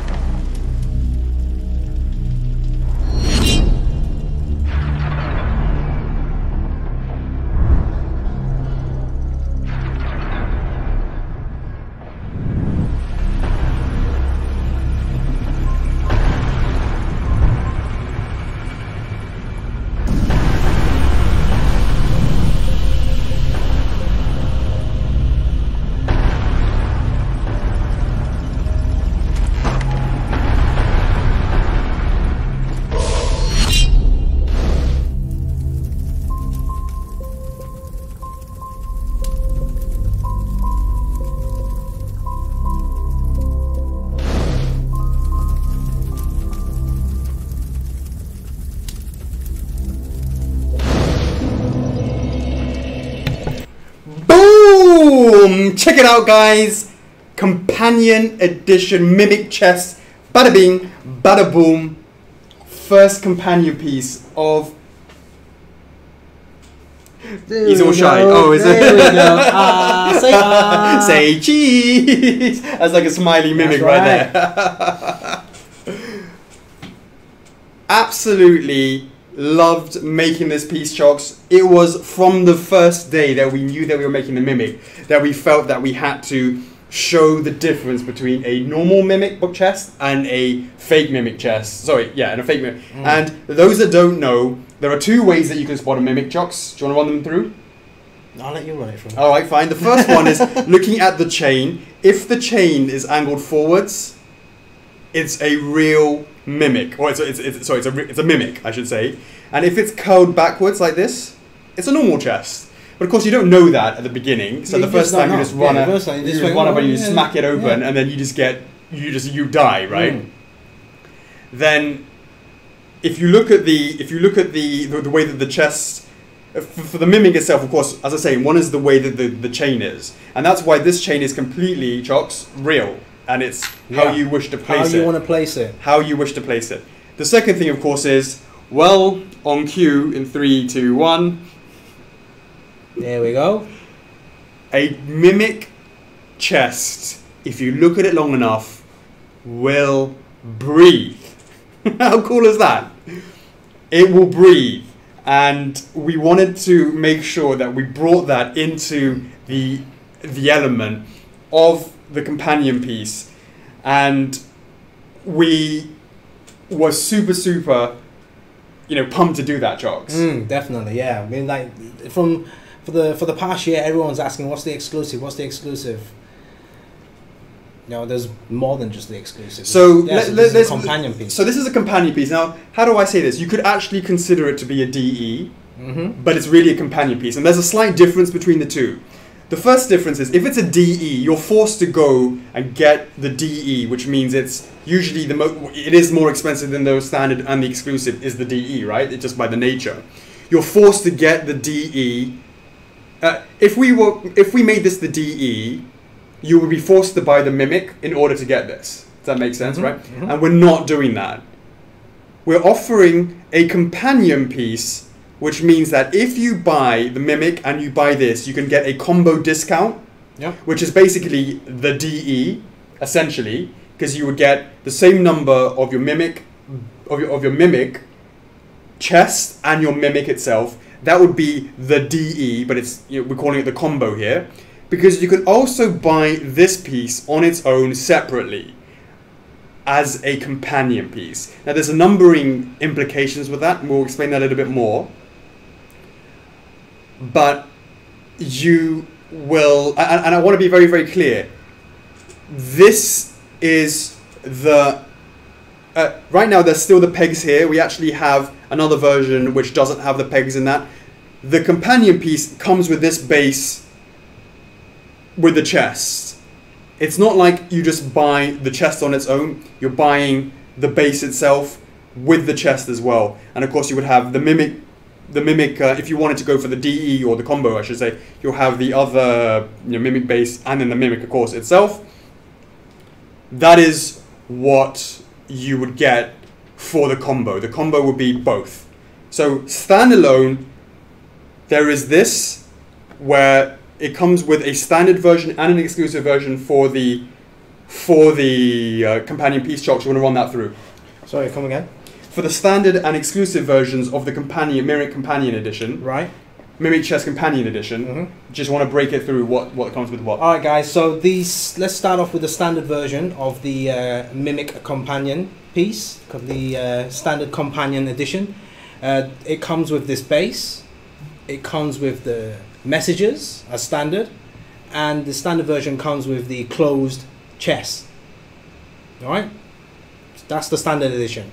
For the exclusive companion edition, it comes with the base, the messages that has the animated LEDs, and it also comes with this animated Mimic chest. That is the exclusive companion edition. All right, and if you were to go for the combo, that would mean you would get the exclusive Mimic and this exclusive companion edition. Right. Yeah. Now, we've made it so that the companion, the Mimic chest itself, is actually all the, we got a button here, and a sort of USB recharger is over here, it's on the back. But you can actually place him wherever you like on the base. Now that will actually allow you to do a couple of things. First of all, it will allow for you to actually have other items on this base as well that you might be part of your Dark Souls collection. It's the fantastic thing about this, when you consider it, is that it's flat.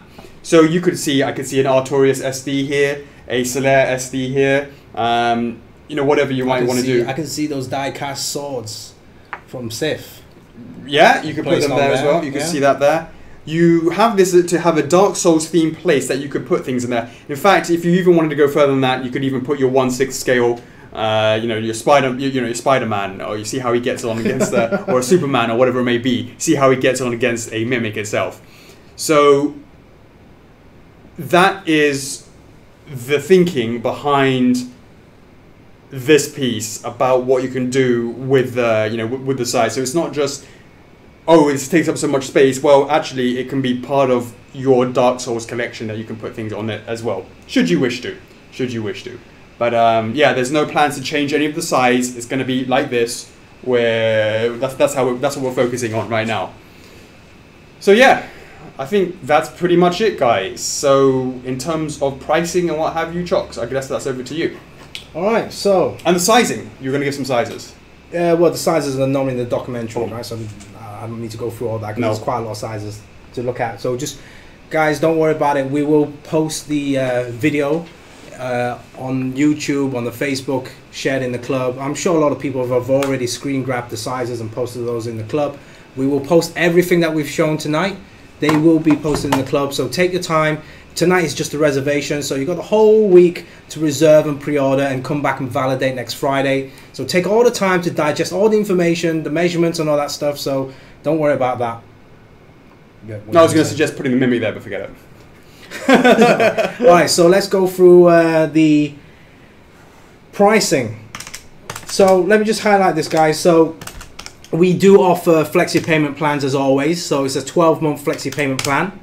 The deposit is always going to be a 10% deposit with our resins, guys, so don't worry about that. We've made it super easy for you guys to jump on the flexi payment plan.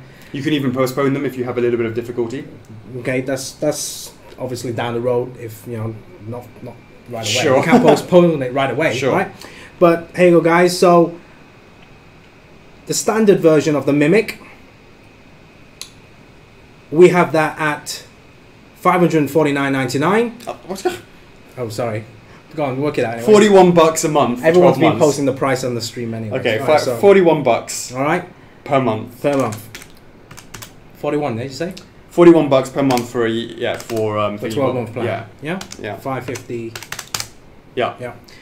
The exclusive Mimic, which comes with the animated light up base, that is also at $549.99. So $41 on the 12-month plan.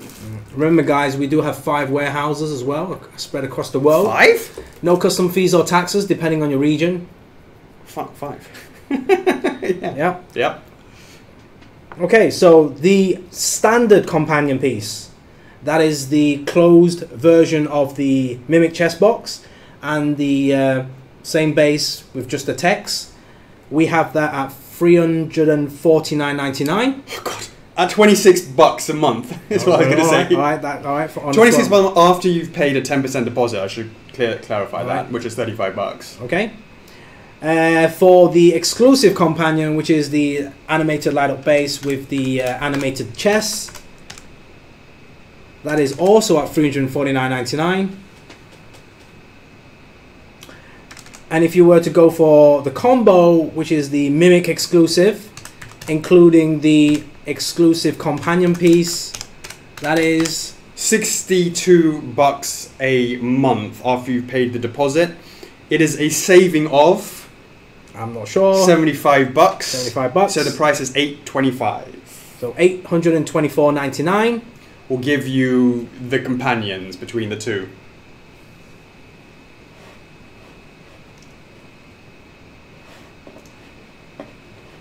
That is the pricing, guys. So for more information on the measurements and the can test, make sure you check the making of documentary and also the photos on the website. There's normally a can test comparison on the website as well. For all the versions, for the Mimic versions and for the companion piece as well. Yeah.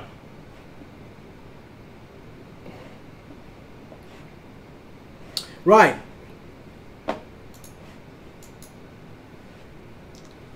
Shipping costs. There's a lot of stuff to go through, isn't there? Yeah. Alright, guys. So the shipping costs for the standard and exclusive editions of Mimic. Alright, standard and exclusive editions of Mimic. For US, that is $55. For EU, that is $55. For Canada, that is $75 US. For Australia, New Zealand, that's 165 US dollars. And for other regions like Bahamas, Costa Rica, Cyprus, Egypt, that's also 165 US dollars.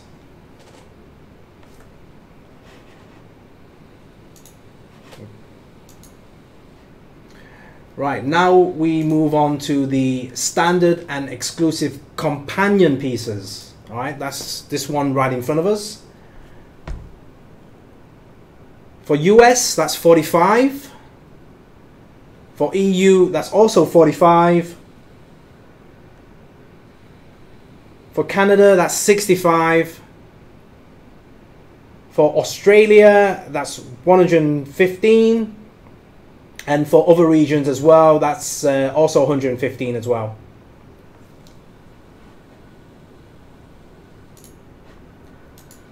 Last but not least, for the combo edition,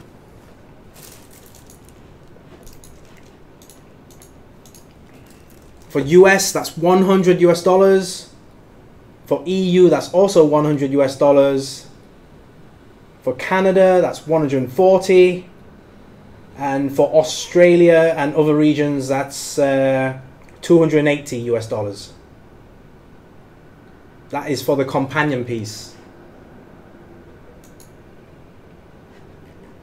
Alright guys, don't worry about it. Make sure you check the FAQ blog that we posted right after the stream. In there, there's all the shipping costs, how to validate, when to validate, etc.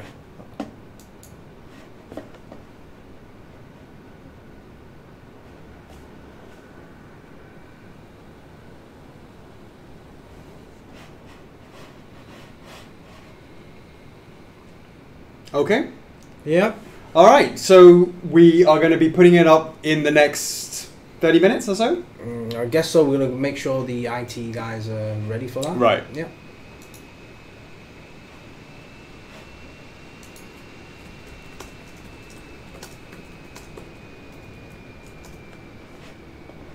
And then we're gonna be having a competition, I guess. That's right. So a giveaway, yeah. So once we go live with the Mimic pre-orders, we will have the FAQ posts on the main page and shared out, and we also run the statue giveaway. Guys, as always, the exclusive version will be up for grabs. Make sure you click on the image, which will take you to the blog. And this time, we're using something very new, something called Gleam. Basically, in there it's really simple. Usually, we just normally give one entry per person. But if you click onto that link, application, you would have up to, I believe, 12 entries for a chance to win the statue. So make sure you follow the instructions. It's very easy to use. It's very colorful, very easy to use. Make sure you enter as many entries as you can for a better chance to win the statue. Absolutely. And that's right, guys. So that is the Dark Souls Mimic. And something a little bit extra. On the 24th of December, we are going to do another game giveaway for Dark Souls. Alright, it will be the Dark Souls Trilogy. Boom! Slight difference with this one. Dark Souls Trilogy was released in the US, so only Americans could enter the giveaway. But don't worry, EU guys, I'll have something for you guys. Alright, so the first giveaway that's going to kick off hopefully on the 24th of December. That will apply to the US regions for that version. And then a little bit later, I will run another giveaway for the EU guys. Alright? So please do support the licensor. Please do check out those giveaways, because the more entries you entered for those giveaways, the more chances for future game giveaways. Alright, so that is the Dark Souls Trilogy version. If you haven't played it, make sure you enter the competition for a chance to win those games. So statue giveaways and game giveaways. So hopefully it's going to be a very, very busy Dark Souls Christmas. So, yeah. Yeah, it will be. Now, I just want to say, it's been, I know there's a lot of talk about, oh, they're all like, oh, one base. I haven't had the chance to look at all the messages, but I'm sure there'll be a lot of good stuff and bad stuff, which is all very useful information. Sure. Okay, cool. So again, we're going to be going live in about 30 minutes or so, and whether or not we, do anything different is something we're going to have to discuss. Yeah, we need to go through all the feedback. Make sure you guys. We want you guys to look at all the information first. Yeah. I mean, don't knee jerk it. Yeah, that's right. So go check out the making a documentary, the hype video. Check out the giveaways, the FAQ, and then jump back into the club and let us know what you think. Yeah. Yeah. Just thinking. Yeah. Okay. Cool. Absolutely. So whether or not we can do that's something that needs to be discussed. We hear what you're saying. We need to look into it. Whether or not that's something that we can offer a version which would, I guess, technically be the definitive edition, wouldn't it then, Chocks? I don't know. I need to look at the questions, right. The feedback. It's too early to judge right now, sure. So I need to look into that. Yeah. I just want to give some shout outs, guys, again, to Bandai Namco. Make sure you check out the Katamari Damacy giveaway that the guys are doing over there. There's a big, massive bundle in there. You have a chance to win Katamari Damacy, the exclusive version, DIP. So if you guys missed out that chance, make sure you enter that giveaway from Bandai Namco. They are running that for 3 weeks, so you've got 3 chances, so 1 giveaway per week, 3 chances to win that bundle. You know, why not? And it's all free, so make sure you check that out. Yeah. They were correct to say we didn't address the stability of things. Right. Yeah, absolutely, it's something that we, at the engineering stage of production, need to really sort of look into and be aware of all of that. And it's survived going to different cons and it's been okay. And I appreciate what you're saying. It looks quite top heavy as well. And this is going to involve metallic, sort of metal rods going through it all right now. I don't think they're even metal right now, are they? The ones. No, these are early the prototypes. They're kind of like just like I don't know. Yeah, it's going to involve probably like ABS or something. It's going to involve a lot of engineering on that. So we won't be releasing something that's just going to tip over. Alright guys, so if you have any concerns, make sure you put them in the club so we can actually look into the... Because I see a lot of guys posting the concerns outside of the club. Yes, we are active outside as well, but ideally it'd be nice to put the comments in the club so we can address that much quicker. Right, so back to shout outs. I want to give a shout out to Yacht Club Games for their giveaway for Shovel Knight. That is still ongoing, guys, so we're only halfway through that game giveaway. If you want more games from Yacht Club Games, more support, make sure you support that giveaway. Katamari is not just for NA, it's just the Dark Souls trilogy. I'm just talking about my Dark Souls trilogy. I know, but I don't know. I think there is a limitation for the Katamari as well. Oh, is there? Yeah. Oh, because they're running it. They're running it. They're running it. So don't confuse. Right, guys. If you have any confusion of what region supported, make sure you check out the Bandai Namco Katamari post. All right. Yeah. Another big shout out for Dixon Wu at Retro Hong Kong. For organising and setting up the Retro Macau with Broadway Casino in Hong Kong and Macau. So we're going to check that out over the weekend. I will take some photos and videos for you guys just to let you know what's going on over there. So hopefully it's the first of many of kind of like Asian tours, how we call it. And last but not least, again, reminder, 24th of December, we're likely to run the Dark Souls Trilogy game giveaway. So if you missed all this information, don't worry. Over time, we will post everything in the club. So make sure you check out the main page for upcoming giveaways. Yeah. Could you not do that whilst I'm talking? Sorry. Practicing the trumpet. He'll pick up as well. Yes. Is there anything else to add? I don't believe so.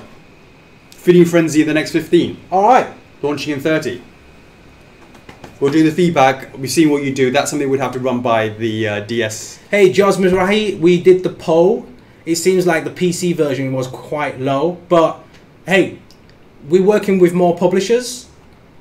If they want to offer PC formats, hey, I'm up for it. It also depends on the game. Whether the game is on the Steam format or PC format, or is it solely concentrated on the console format, that is not up to me to decide. So we will look into that.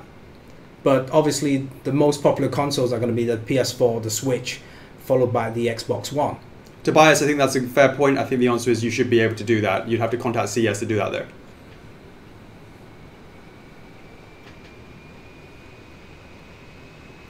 All right, Chocks? Yeah. All right, guys. So thank you very much for joining us. It's been an absolute pleasure. There's obviously feedback to go through. I can see that we're going to have to talk to the guys about whether or not we can do 2-1, etc., etc. So we'll be back with that whilst we have a conversation about that.